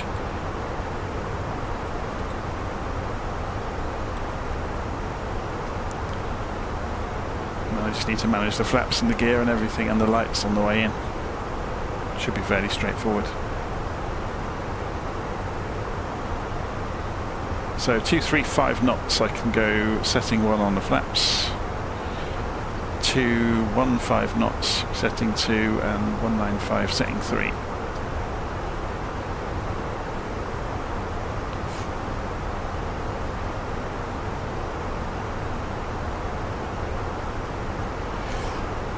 Let's take the brightness off of this a bit. It's a bit bright, isn't it? Same goes for the dials.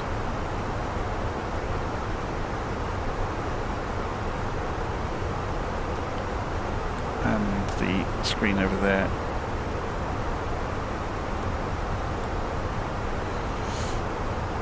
Should we put the flight plan page up over there as well?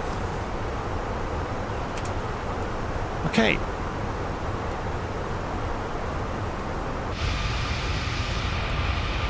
Can't really see anything outside.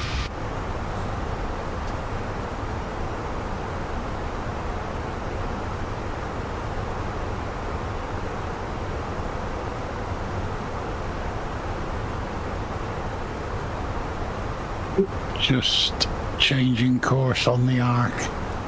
Okay. It's a shame that I don't think I can see you on the TCAS either. I'm about 5 miles ahead of you. Okay.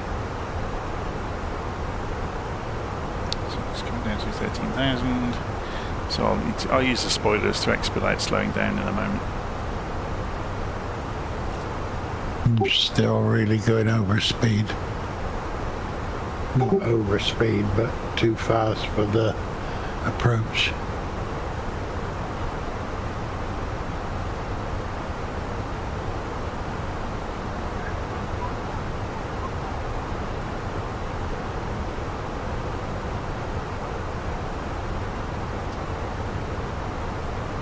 Okay, onto the DME arc, coming in at 12,000 feet, so way above the 8,000, the airway that we were on.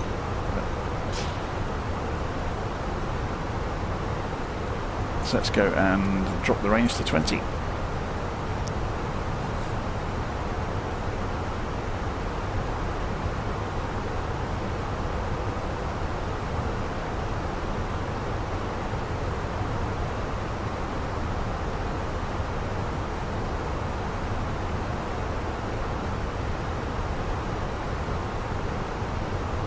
Here comes 10,000 feet. Speed target has changed. Throw the spoilers out. Just make sure they're working. The spoilers are on full. So we're slowing the aeroplane down to 250 knots in order to come through 10,000 feet without breaking the speed limit.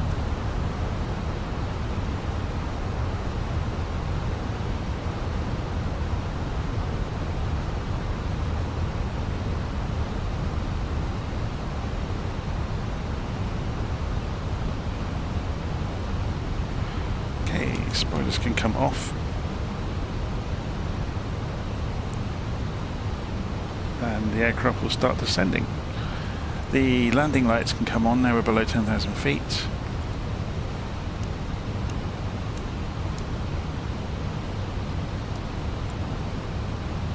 Seatbelt sign can go back on. Should have been on earlier, really.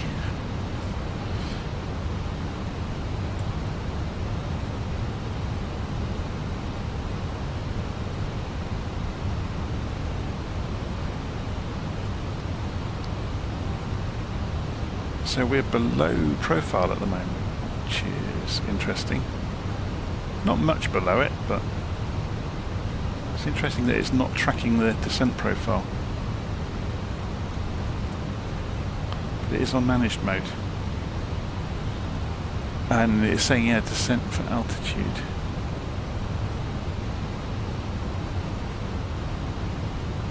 Going down to 3,100. Okay, the plane's slowly winding itself back into the descent profile. That's good.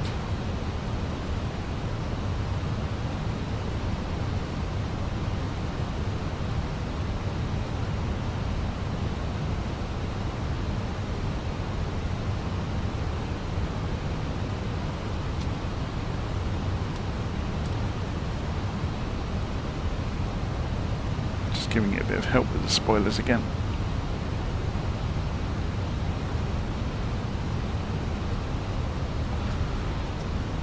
Let's go and double check the radio navigation. 110.3. Course and slope. We're not there though. Presumably because it's the RNAV1, so it hasn't tuned it. Because we're doing the DME arc, it's not got ILS on it for some reason. But we've tuned it in so we can pick it up easily enough.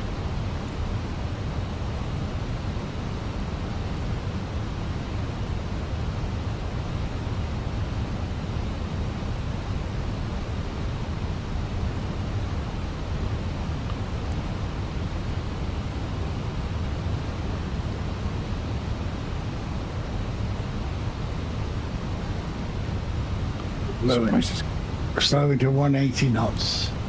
Surprised this is going so fast into the corner. Let's have a look at the flight plan notes. So it's going to go for 212 at the intercept. Okay. So yeah, it's just done it. So let's go for flaps 1. And by the time the flaps have travelled, we'll be below that speed.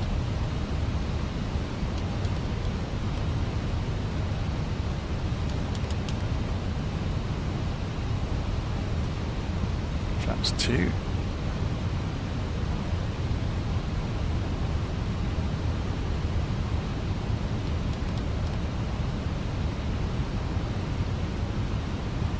Flaps 3. What is it doing with its target for the speed? Okay, there it is, it's 140 knots. That's pretty extreme, isn't it? So spoilers are off. Gear down, visual on the runway. I can't see anything. But I'm quite a way out yet. I should say a visual on the lights of the runway. Gear down.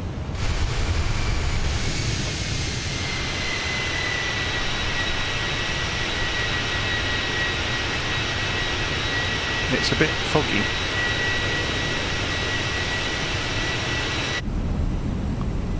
So let's go for the landing system. And we've got nothing on the landing system, which is quite scary. But then we're quite a long way out still. So let's have a look at LittleNav. Yeah, we're not in range yet. So we'll let the airplane continue on. It's not descending, is it?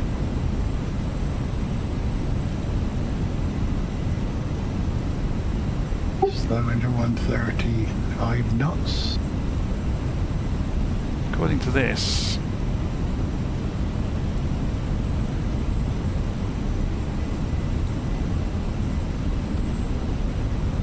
I'm above where I should be.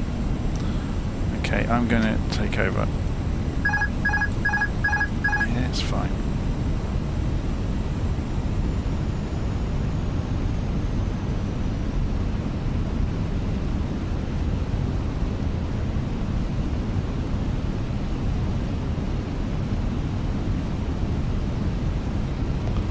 I needed to put the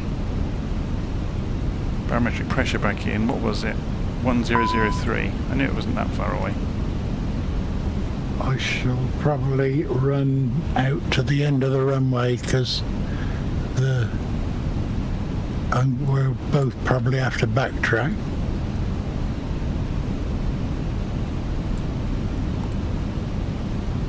Here comes the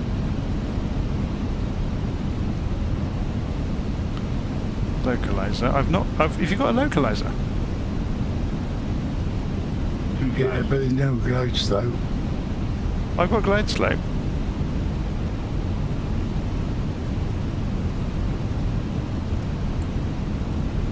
Oh yeah, there is.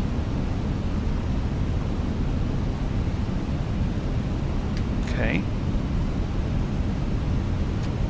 So let's put the other screen on a range that's going to help me. Just go on a manual.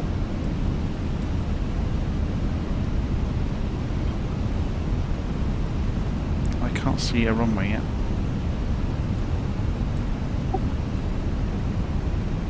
I do have happy lights and guiding, what's it, lights guiding in.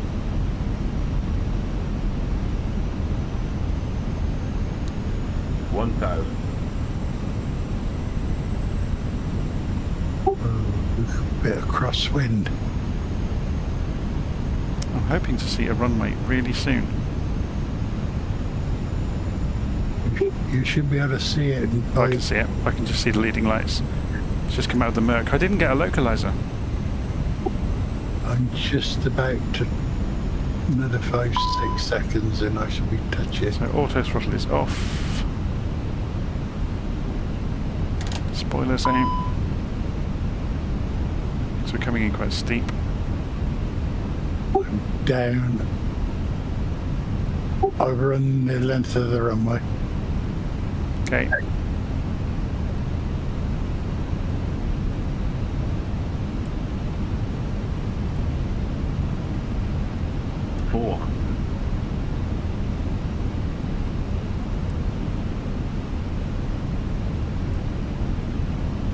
Far too steep, but oh well.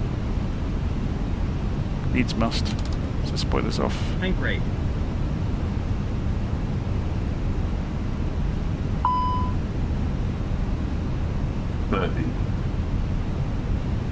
Retard. Whoa. That just suddenly sank in the last few moments. Is that a way of saying you stalled? No. No, I was fast.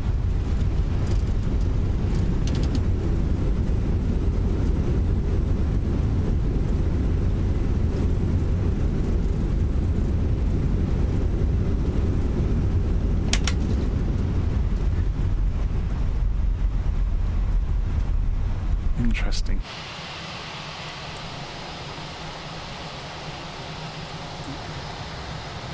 So I had to rely on the GPS display on the second screen because I didn't have a localizer. I only had a glide slope. Very odd.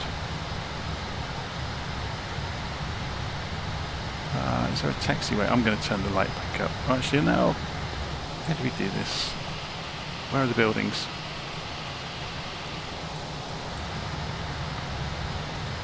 I'll wait until I get off the runway and then have a look at the map.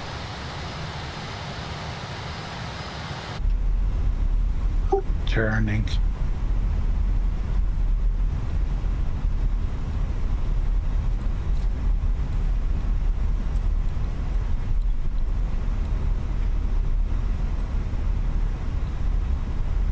Oh, do I have to double back? Yeah.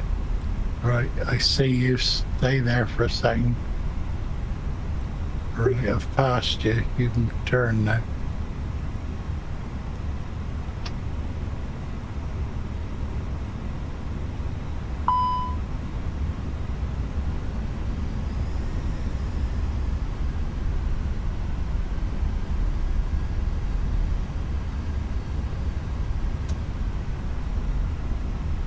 Right, well, we're taxiing.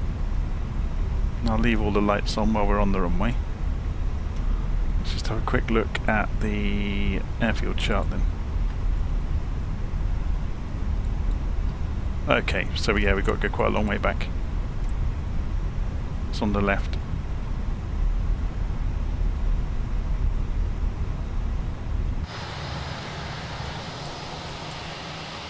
I still can't see you. I'm just going to pause the sim and switch servers and come back again.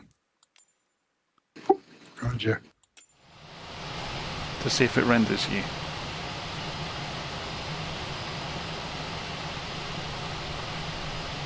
So you should see the correct plane because I'm in the default. If I put names on as well. I turned names off earlier.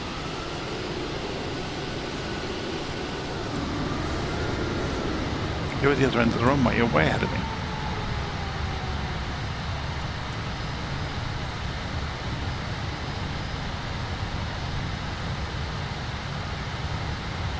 But I can see you now though, which is better than earlier. 007. Clear of active.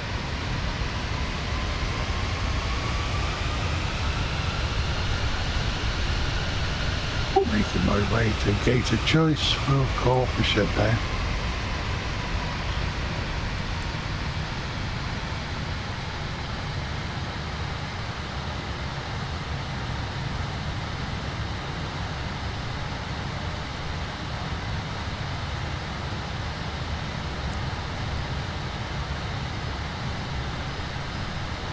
It's pretty good. What, the airfield?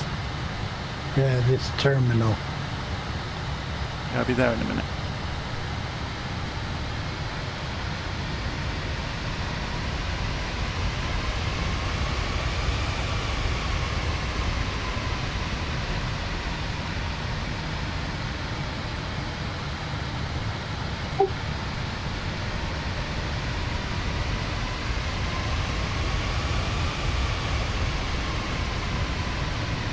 Whereas with FSL, TL, AI planes on, I've got quite a lot of aircraft here. Oh, should we go and do that? See what happens. I think I've got it installed. Oh, I haven't got the thing running, so fly by wire. I want the injector running, don't I? Start. I've got a shortcut to that injector, so I don't have to open up the fly-by-wire add-on.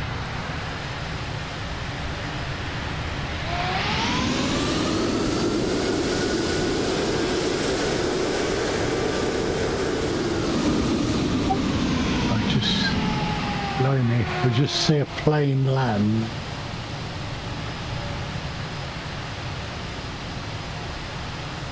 Taxiways you're on. A bit stupid.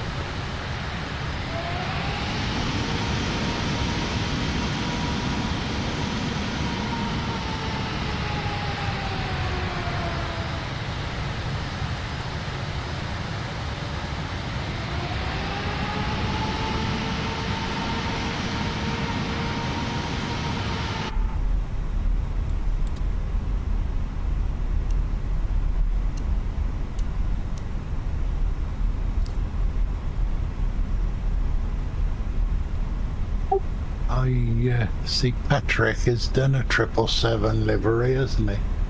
Yeah? I've downloaded it yesterday.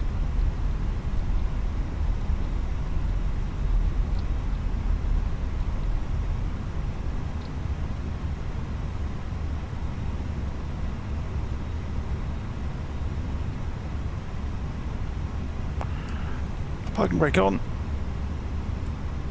And let's go and get the tablet back out and go and connect external power to the aeroplane. So we'll put the chocks and cones in the GPU on, and then we'll connect the external power, and then we can shut the engines down. Of course, I keep forgetting I have to do this on the controller. There we go, power just transferred over. So,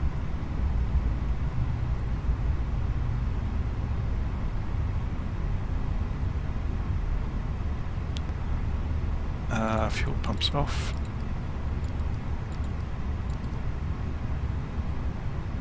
Crew supply off. Nav system off.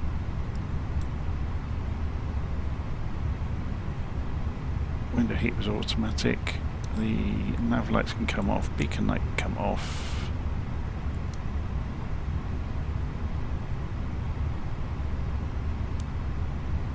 Seatbelt sign can come off. That's everybody for themselves now.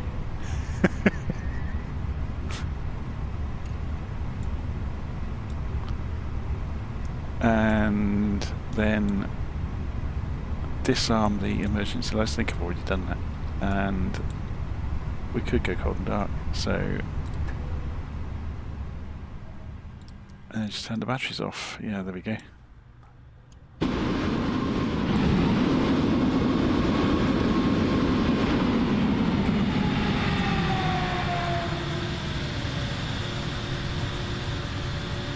Starkey, 1973. So let's have a look. If we were to change the weather away from live, so clear skies earlier in the day, and let's have a look. Let's see what this area is actually like, having not been able to see it during approach at all.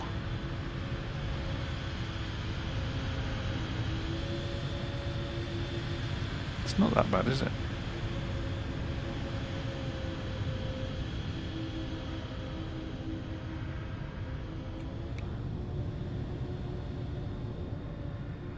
So this is Nagpur over here, I guess.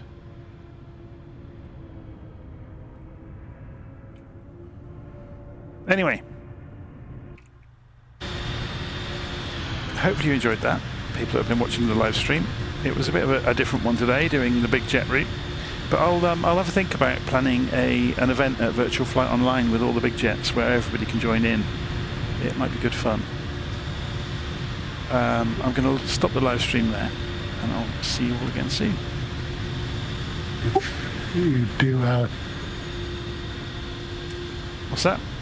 if you do plan a flight for big planes, you'll have to book your parking spaces. It's not a bad idea, actually. Oh no, we'll just go to a big airport. Yeah, We'll have to. Denver. Yeah. The first hour we'll be taxiing to the runway. Right, I'm going to stop the live stream.